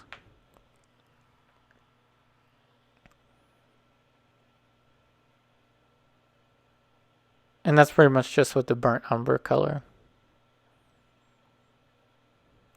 Alright, so now we're going to put in some of the larger forms surrounding the face, starting off with the corner of the side of the cheekbone. So I'm now going to be switching back to guiding you kind of brushstroke per brushstroke.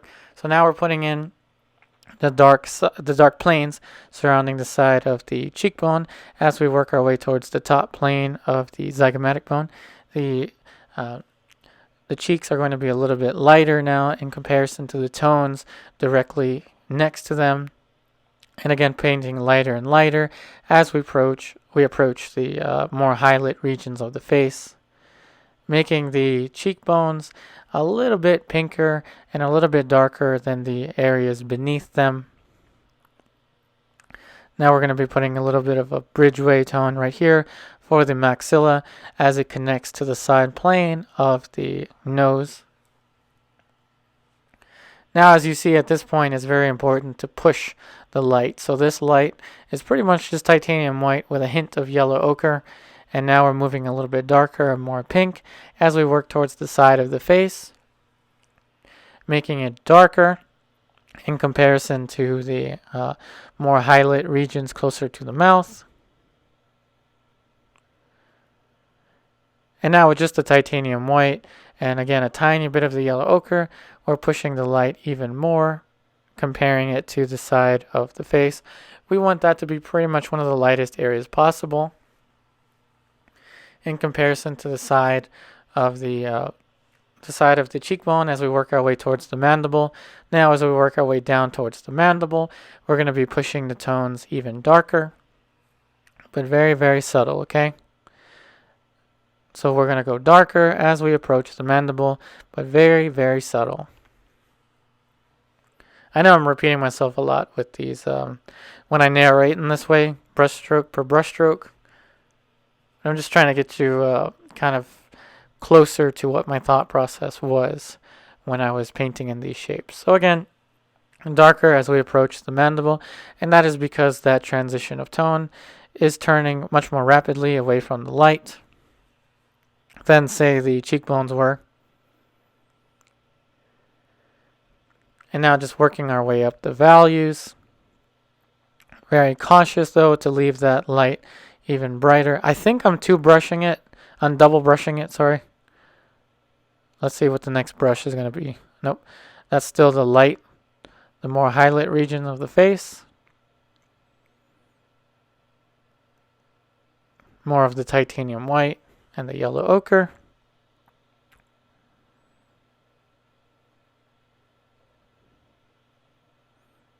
Now we're just spreading that tone around towards the chin. There we go. I was double brushing it. So that is, notice that brush has a different handle. So yes, I am double brushing it. So for the values that are darker, such as the this area here for the top plane of the orbicularis oris, I am using a different brush just so I can get those tones. And if you notice, the bristles aren't really in the best shape, but that also creates a kind of very unique hatch mark, almost as if I was using the tiny brush. So again, the plane is getting darker over here relative to the surrounding planes, and that is because that shape is turning away from the light much more rapidly, but it gets lighter as it approaches the side of the mouth, which is why we're going to leave the plane towards the side of the mouth, even lighter. Now we're pushing the dark towards the side of the cheekbone, but we're also kind of remaining in the kind of relative pinkish family. We want the values to stay darker, but the hues to remain a little bit pinker. Now much lighter there as we approach the maxilla. Lighter and more pink, and now darker and more of a kind of a neutral pink, rosy type color. And it's getting darker again as we approach the side of the cheekbone. And now, as the paint is still kind of in the middle, drying, we are pushing the edges much softer.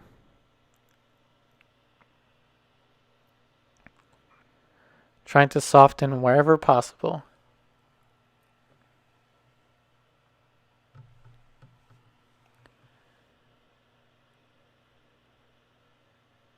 And there we switch to the dark brush again, so we're about to double brush it. So switch to the lighter brush, there you go, double brushing it, just so we can get a softer edge. And now a little bit of time has gone by between that shot and this shot, as I recall. I actually went to a restaurant in between the filming, and as you notice, the paint dried a little bit darker, but not that much. And again, that's why I emphasize with acrylics, you want to work as opaque as possible, meaning working as thick as possible. And in the meantime, what I did was I put the palette in the refrigerator. Okay, the refrigerator, not the freezer. If you put your Stay Wet palette in the freezer, I suspect the water in the sponge will probably freeze, which is not something you would want to do. So again, that's different with oil paints. You can put them in the freezer, but with the Stay Wet palette, the refrigerator, I think, should be okay. I've had my palette there in the refrigerator for days, and the paint is still wet. So again, that's another magical thing with the acrylics. So now, as you see, I've been double brushing it. So double brushing to get a softer transition and to work much more rapidly in between the darker shapes surrounding the hairline. The hairline is a tone that you want to keep as soft as humanly possible. If you sharpen it too much, it will have kind of the effect of kind of like a wig, like the model's wearing a wig. So that's why we want to soften it. And it's okay if the model is wearing a wig. There's nothing wrong with a wig. It's just that Waterhouse had that edge softer. All right, now I'm going to slow my narration down a little bit just because I've been talking in a much more rapid pace for the past, 20 minutes or so. So now we're just going to slow it down.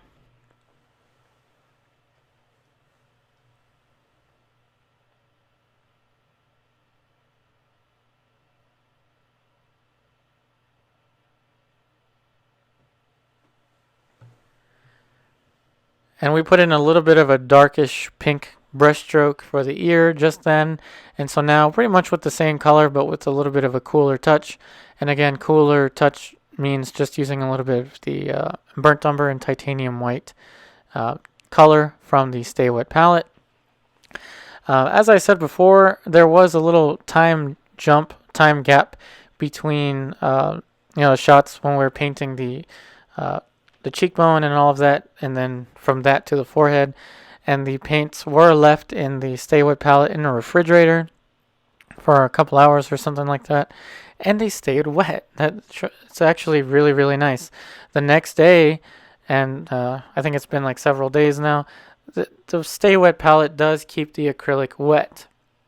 So again, if you've never used the Stay Wet palette and you are an acrylic painter or someone that paints with acrylic, and you don't, like I said, if you don't have the Stay Wet palette, you must get yourself a Stay Wet palette. They are very, very useful for acrylic painting. So now we are working with the darker tones, very much the same as when we were creating the underpainting. It's just now that we're pushing the darks a little bit darker, and we're double brushing it just so we can get softer edges, and so that we can get a much quicker effect. So we're just moving much faster.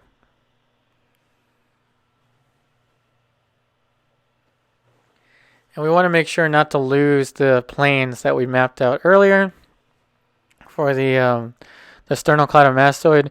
And this is where I think Waterhouse really, really shines, because you can see, he has an understanding of the anatomy. All the anatomy is there, but it's really painterly. It's very free, It doesn't look like it was overworked anywhere. And that's the kind of effect that we want to get. You can work an area to death if you stay at it for too long. So that's another thing I like about acrylic. It just kind of forces you to move fast.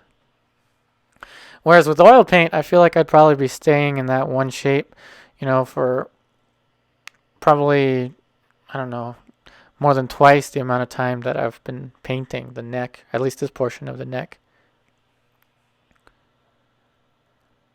And again, the paint mixtures are no more complicated than what you saw me mix in the beginning. That's pretty much just the yellow ochre, the red, and then the gray of the underpainting. So I really think that this is a very useful technique, in particular for classical painting with acrylic, just because everything serves a purpose. Even the colors on the underpainting that are left on your palette serve a purpose when you move into the color stages. So now we're just being very cautious to leave the remains of the sternocleidomastoid. We don't want this tone to get too light, or we don't want it to get too dark. But again, as you know, I'm pushing it all a little bit lighter than need be.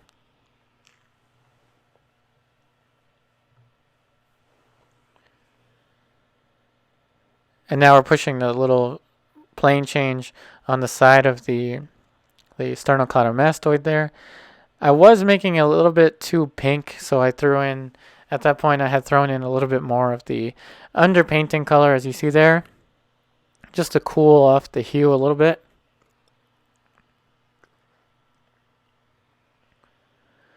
And now again, double brushing it just to get a softer tone.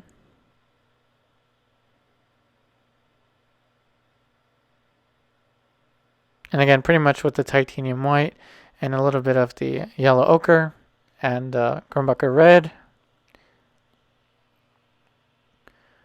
Pushing a little bit too pink, so we kind of put in more of the burnt umber color. And we're just letting the brush strokes kind of zigzag. So we throw in a little bit of a lighter tone here, right there. So that brush stroke, a little bit of a lighter tone for the suprasternal notch right there. The point where the the neck muscles are directed towards. And now it's just a matter of covering the rest of the side of the neck, or the chest. And by chest, I mean shoulder. There we go. So darker brush. Okay, let's double. We're going to double brush it soon. There we go. Now we're double brushing. We switched to the lighter tone.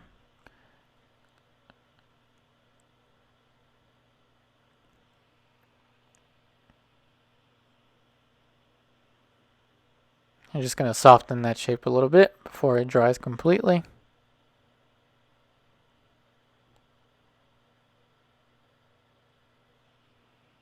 And you can see kind of my hatch marks even with the larger brush.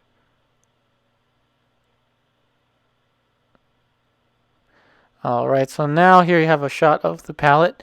So again, look at all that color and it's still wet. It's been there for hours now. And again, there was a time jump between one of the shots where I went to go eat, so you can see that the paints are still wet. So just ivory black, burnt umber, and a tiny bit of the Grumbucker red. So we want a color very similar to burnt umber, just darker. And that's what we're going to use for the hair. There you have a little close-up of how the acrylic is layering.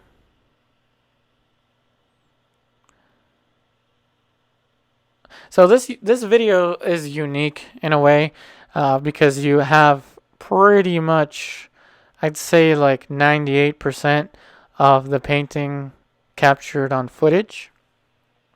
Even these parts where I'm kind of just, double brushing and something kind of monotonous. I'm really just trying to show you much more footage.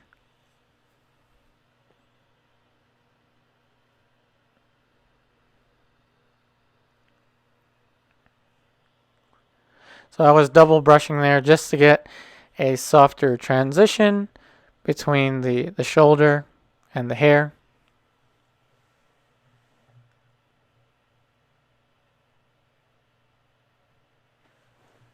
So now that we have the dark shape of the hair on the other side, we're going to want to double brush very quickly here. There you go. Just double brushing it to get a softer edge. And it'll look kind of similar to oil paint from a distance. That is, we'll have a softer edge.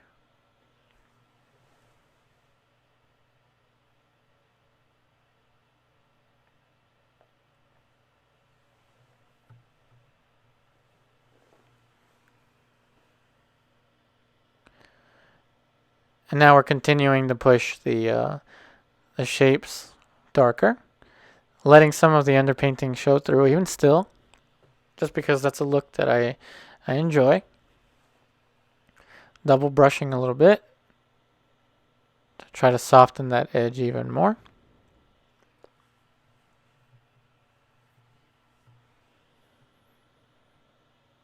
Now it may seem very slow, since this video is over 2 hours long, but like I said before, I find that with acrylics I can move a lot faster than I can with traditional oil paints. And I'm probably going to be eating my words later, but I do think that that's a really big advantage with acrylics. So if it's okay with you, I'm going to be experimenting with acrylics even more. It did take me a while to finally get the courage to film one of these, just using acrylics. And I thought I might as well do that for the first long video in my new upload schedule. Remember the new upload schedule, I'm uploading every Saturday morning around 11 a.m. Eastern Standard Time and Wednesday morning 11 a.m. Eastern Standard Time.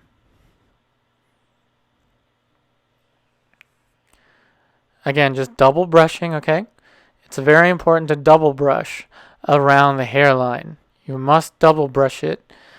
Otherwise, that edge is going to get way too sharp and it's going to look very unnatural.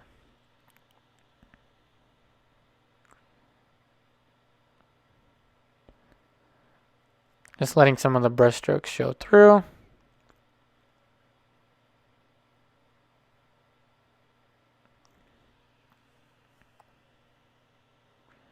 Double brushing again, trying to get a softer edge there. So once we finish covering the shapes for the hair, I want the hair to be really flat. I'm not going to really do much more to the hair than this, just because that's kind of a look that I like with these types of paintings.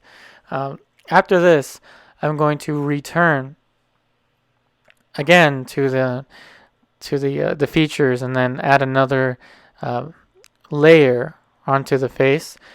Just notice that the face is a little bit lighter and it's a little bit more transparent. The paint is much more transparent looking.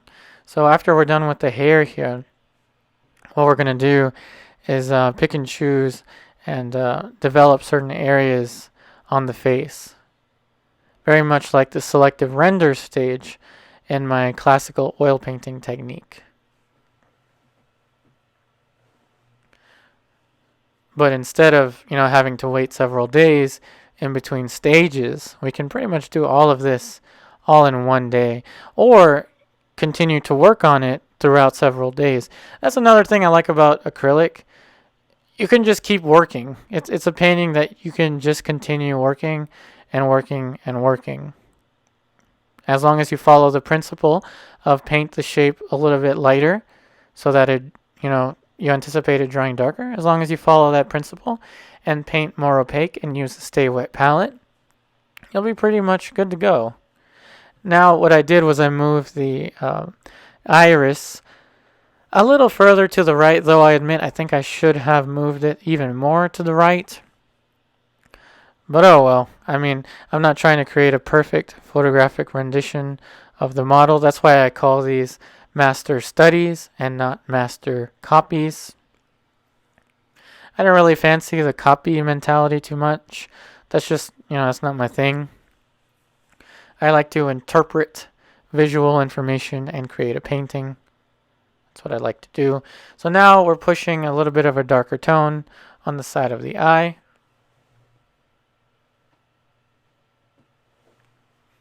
And what we're doing is we're looking for the most emphatic darks.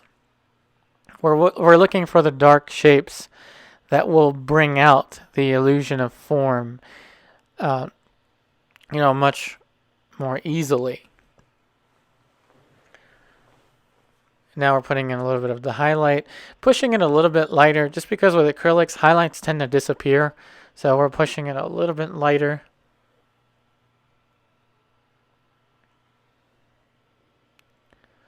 And very quickly, we're going to change the tone on the side. So this is actually a little bit of a glaze. So we're applying a little semi-transparent application of acrylic just to darken a little bit. And now we're returning to more opaque paint for the iris.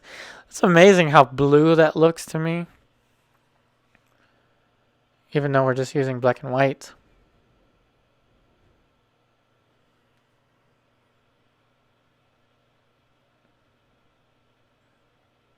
So now we're going to be working the areas surrounding the eye. So we're working in a very predictable pattern now. Picking and choosing areas to selectively bring into focus.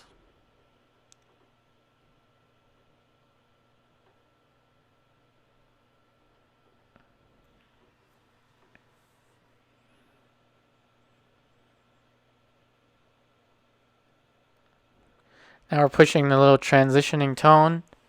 So this is a bridgeway tone between the lower eyelid and the maxilla. And now we're going to put in a little bit of a darker tone for the concavity of the eye socket. And with acrylics, you can get really, really specific. Just because the paint is much more, I don't know the word, tactile, much more grippy. It just, you put the paint on and it just stays there. It doesn't move around quite as much as with oil paint.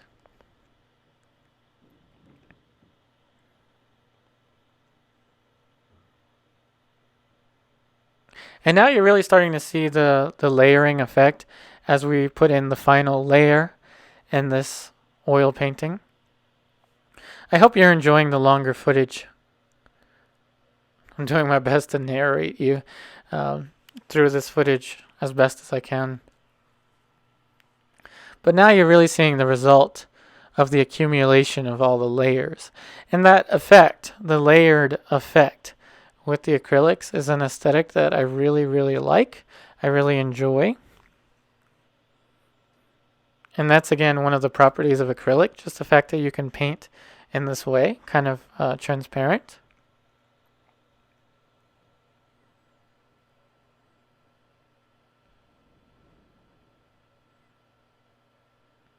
Now we're pushing this tone even darker and pinker, because now we really want to get the pink for our model's cheekbones, that rosy pinkish kind of shape.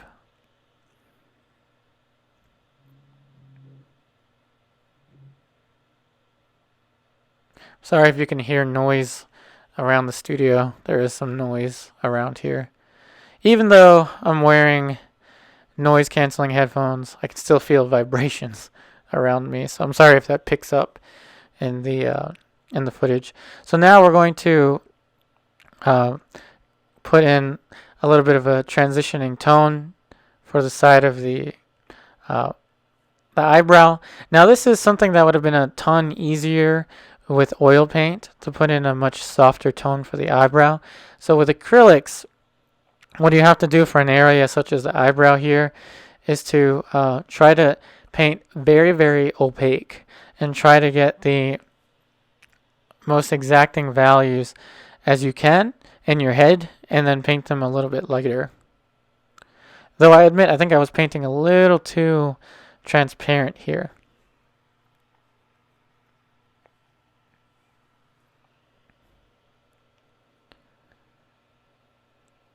Now we're putting in a little more of a dark shape for the eyebrows.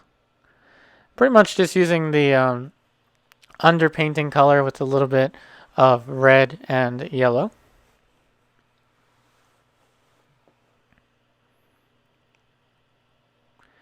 And now we're just doing the same kind of thing, just very easily kind of hatching over the eyebrow. See how specific we can get?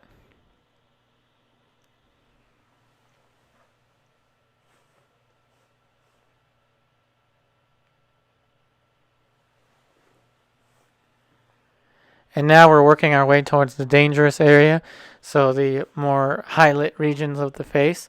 Now, though, I am going to be pushing the pinkish hue. So much more pink now.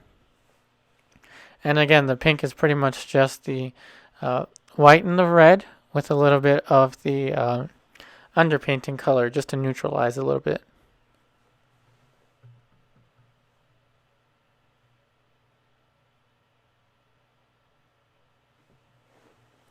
So at this point here, I was being extremely cautious with the values, and I ended up putting in more titanium white just to be much more cautious with, not going too dark.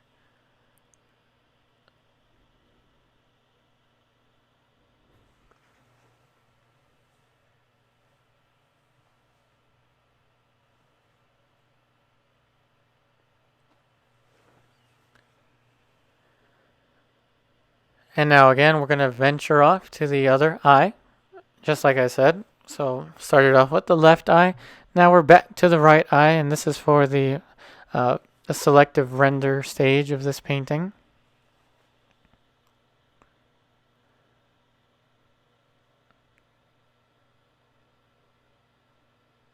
Now we're pushing this plane even darker, trying to let some of the transparency show through, just like it does in the original painting.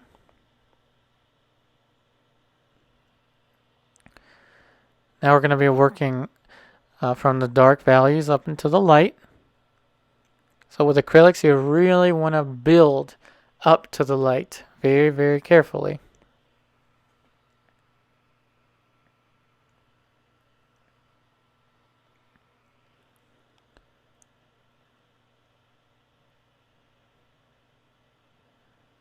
So now we've worked our way up towards the light, and now we're covering with a little tiny bit of a darker and more pinkish ochre kind of color.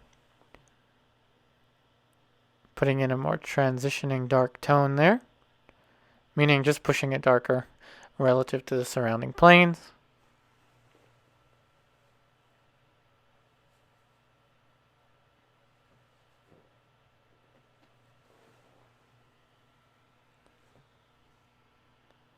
And now we're just softening the edges surrounding it while they're kind of drying, so we can have a little bit of a softer transition.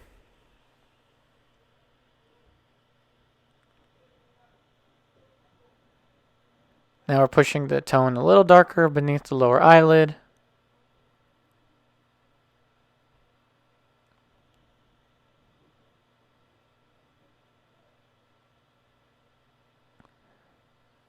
And now we're working the surrounding tones as we work our way towards the cheekbones.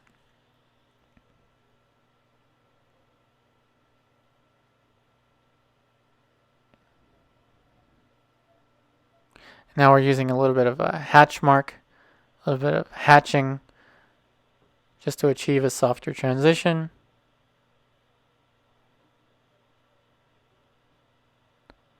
Now we're trying to connect these individual planes.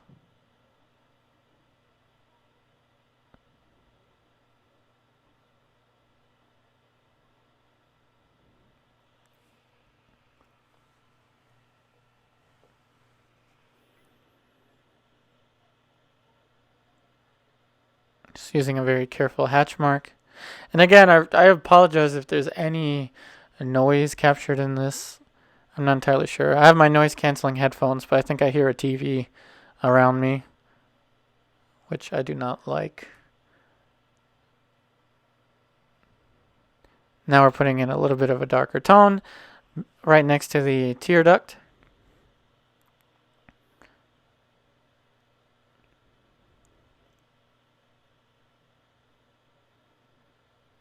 And like I said, we can get really, really specific with the acrylics. As we put in a shape, even a tiny shape, it just sticks there. It doesn't blend quite as much as it does with traditional oil paints.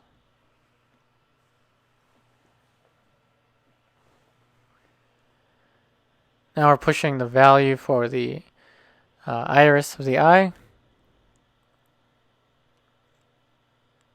And then the dark for the bottom plane of the upper eyelid.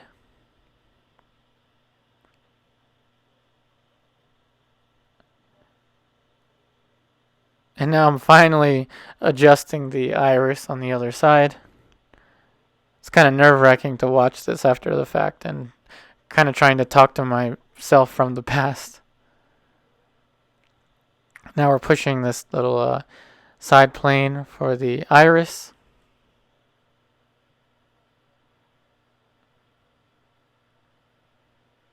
Letting some of the brush marks show through, just because I like that kind of aesthetic.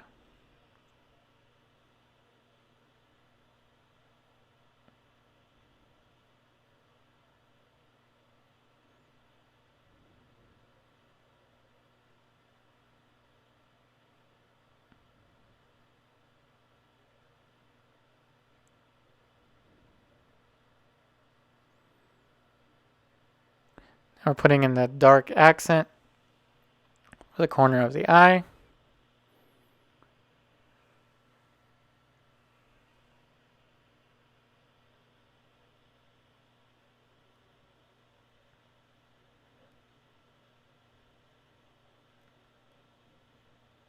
Now we're venturing off to the nose. So again, in this stage, this selective render stage, I'm really trying to look for the darks first. So that's why I pushed that darker accent on the side of the nostril first, and now we're working our way outwards using kind of a hatch mark.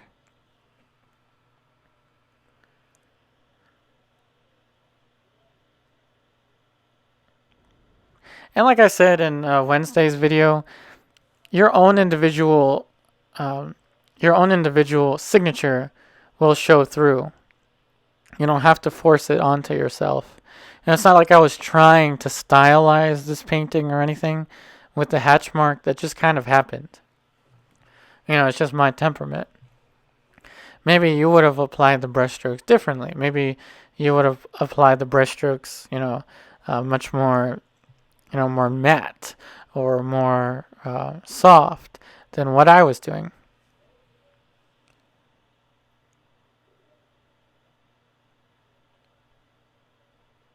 And again, we're pushing the dark on the side of the nose. I think I was returning to that dark shape quite a lot. Another thing with acrylics, I think I may have forgot to mention this before. You can constantly, well, I don't know if constantly, but what I noticed is you can keep layering dark shapes upon dark shapes and get an even darker result. That's something that I've found. Once like the dark of the nostril dried, I was able to go over it again.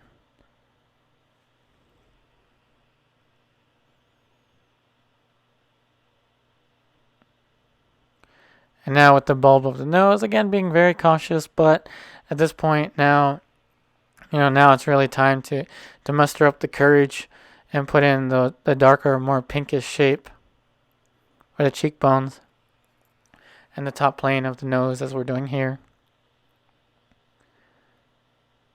Because it was darker and pinker.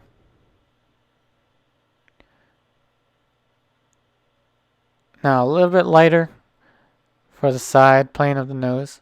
So again, what I'm doing is I'm trying to figure out what value I need, what value in color, and then apply it just a little bit lighter.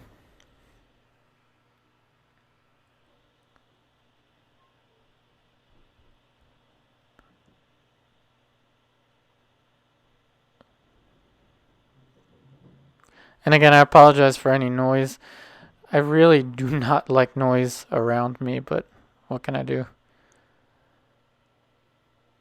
So that's pretty much just the titanium white with a little bit of the yellow ochre and Grumbacher red, just to make sure that shape remains very bright.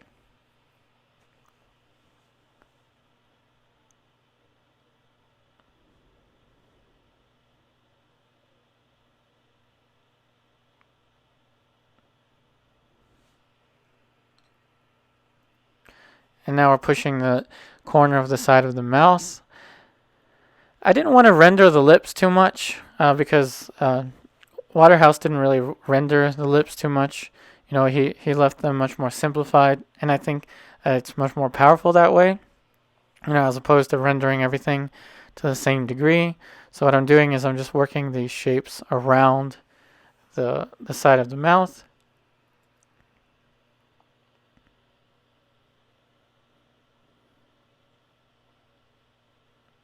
Trying to get a very simple and clean transition. And I'm trying to apply, again, that hatch mark.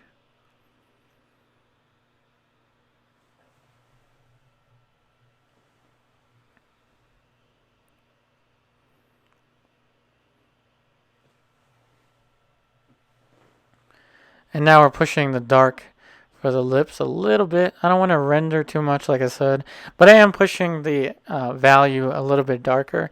So I'm not adding any more information on the lips like I did with the eyes and the nose, but rather I'm just pushing the information that's already there a little bit more specific.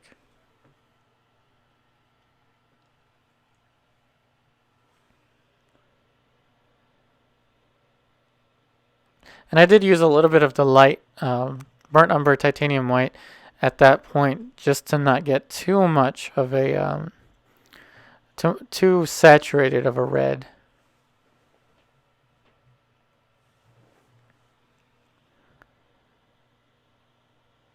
Now we're just adjusting the shape of the mouth a little bit.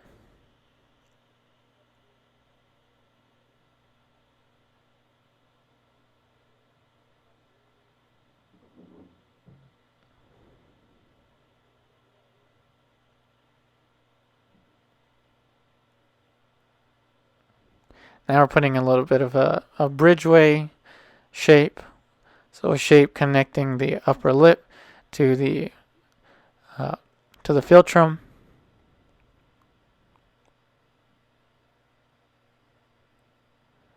And then trying to soften that edge as the paint was drying.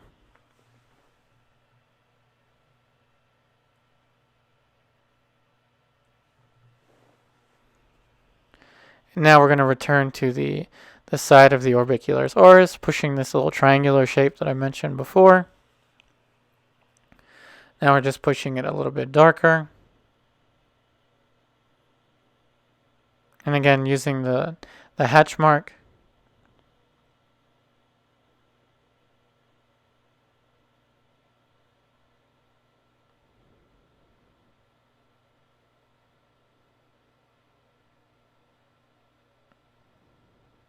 And I'm trying to create as even of a transition as I possibly could at that point.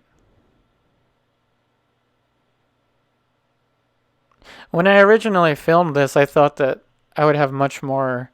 I thought it would be upwards of 3 hours or something, but I was impressed to find how quickly I was moving along these shapes.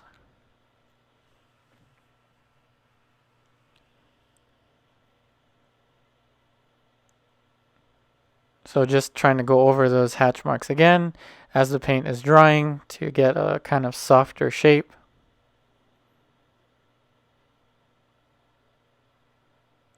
And it's going to be darker and a little bit cooler around the side.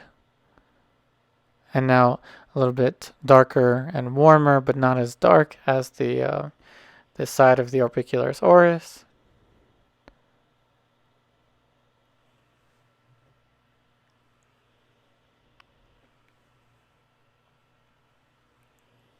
So at this point, it's kind of just repetition, really, just to try to get the right shape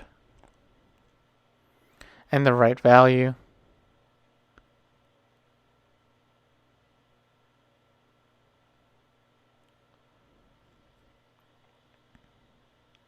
And this is kind of the direct opposite to what alla prima painting is with oil paint. Just because, we very seldom paint wet into wet with acrylic. At least when I paint wet into wet with acrylic, it's kind of at the blink of an eye, really. As something starts to dry, if I want to soften, then I just go right back in and soften.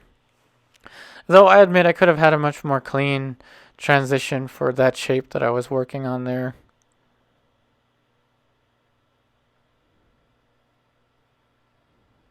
I think that I just didn't have the values. I didn't have the values as well mapped out as I probably should have.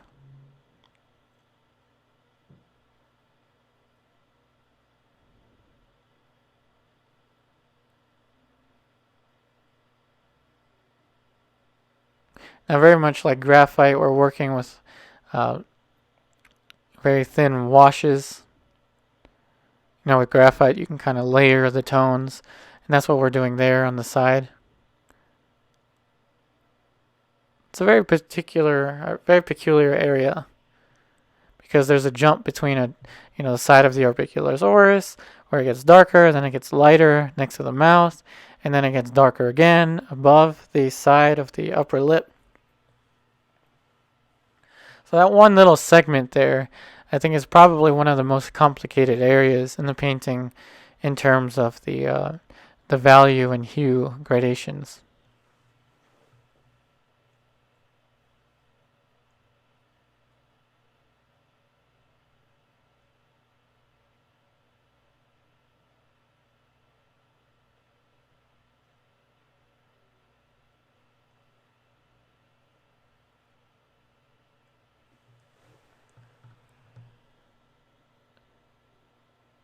Alright, so now we are going to put in the final shapes. So we're starting off darker.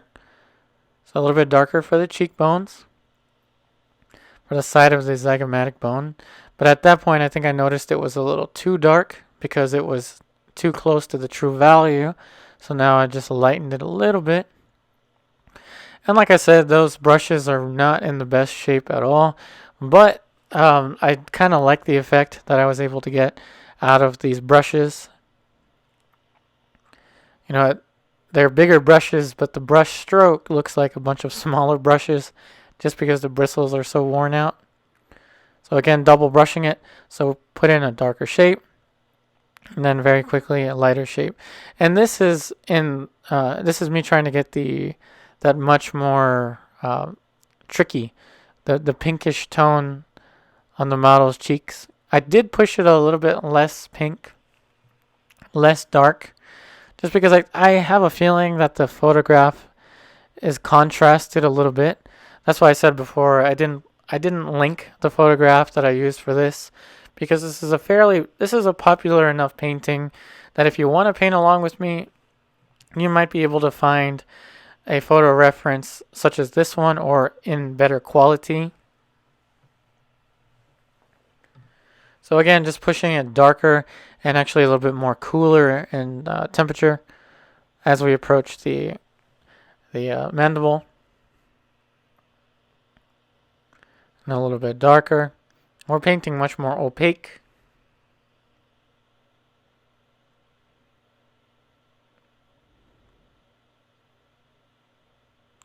Just cooler and darker.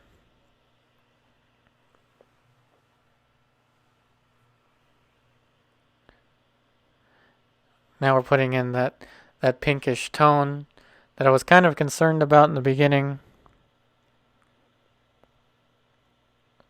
Just double brushing it to try to get a softer edge. I think the word of the day, or the phrase of the day, is going to be double brushing. So a little bit lighter and cooler.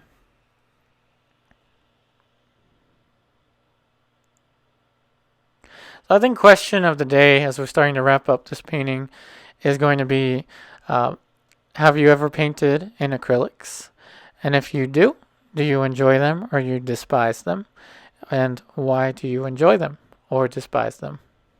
I'll tell you, at first I really did despise them just because I wasn't used to it. It took some time to get used to it. Just like with water mixable oil paints, it took me some time to get used to it. And like I always say, I kind of consider myself an explorer. I like to explore different techniques and mediums and ways of creating these artworks. So there we have just put in that kind of rosy pink tone, and now what I'm doing is I'm just working the values surrounding it.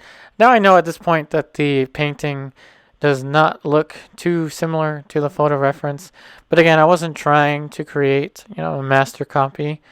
These are master studies, and I intend to do many more of them. Just to be honest with you, I've had a lot of trouble finding people to pose for me for photo references. So what do? When you can't find people to pose for you or to work from life? You do master studies. That's what I highly recommend, doing these master studies. I think it really does help a lot. And eventually, when somebody is nice enough to pose for a photo reference session or something that I can film, or something that I can use for a painting, then we'll paint another person. But for now, we're definitely going to stick with these master studies. And now we're going to return to the forehead. And again, we're going to double brush it. So we're putting kind of warmer gray, kind of yellowish tone. And then really quickly bouncing back to the cooler flesh tone, cooler and lighter, with a hint of yellow.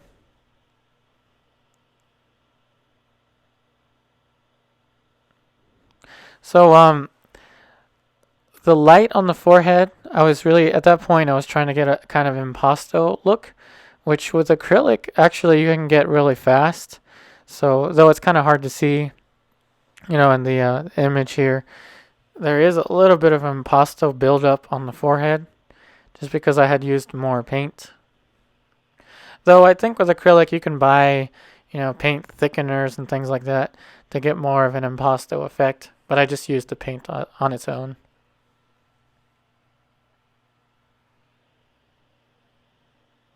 Now we're pushing a little bit more of a pinkish tone.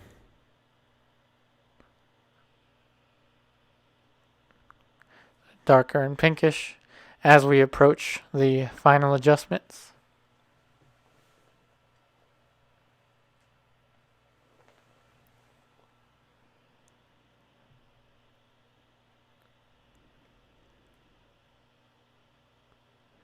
A little bit darker again near the maxilla.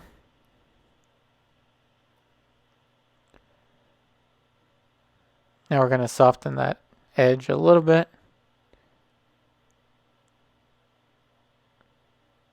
And we're going to do so here by double brushing. There we go. Switch to the other brush. So we double brushed it over there to get a softer edge.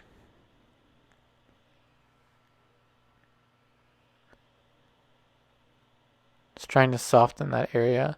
So what I usually say when in doubt, blur it out. So at this point I was really just trying to soften there. So I was trying to soften that area that I was struggling with before.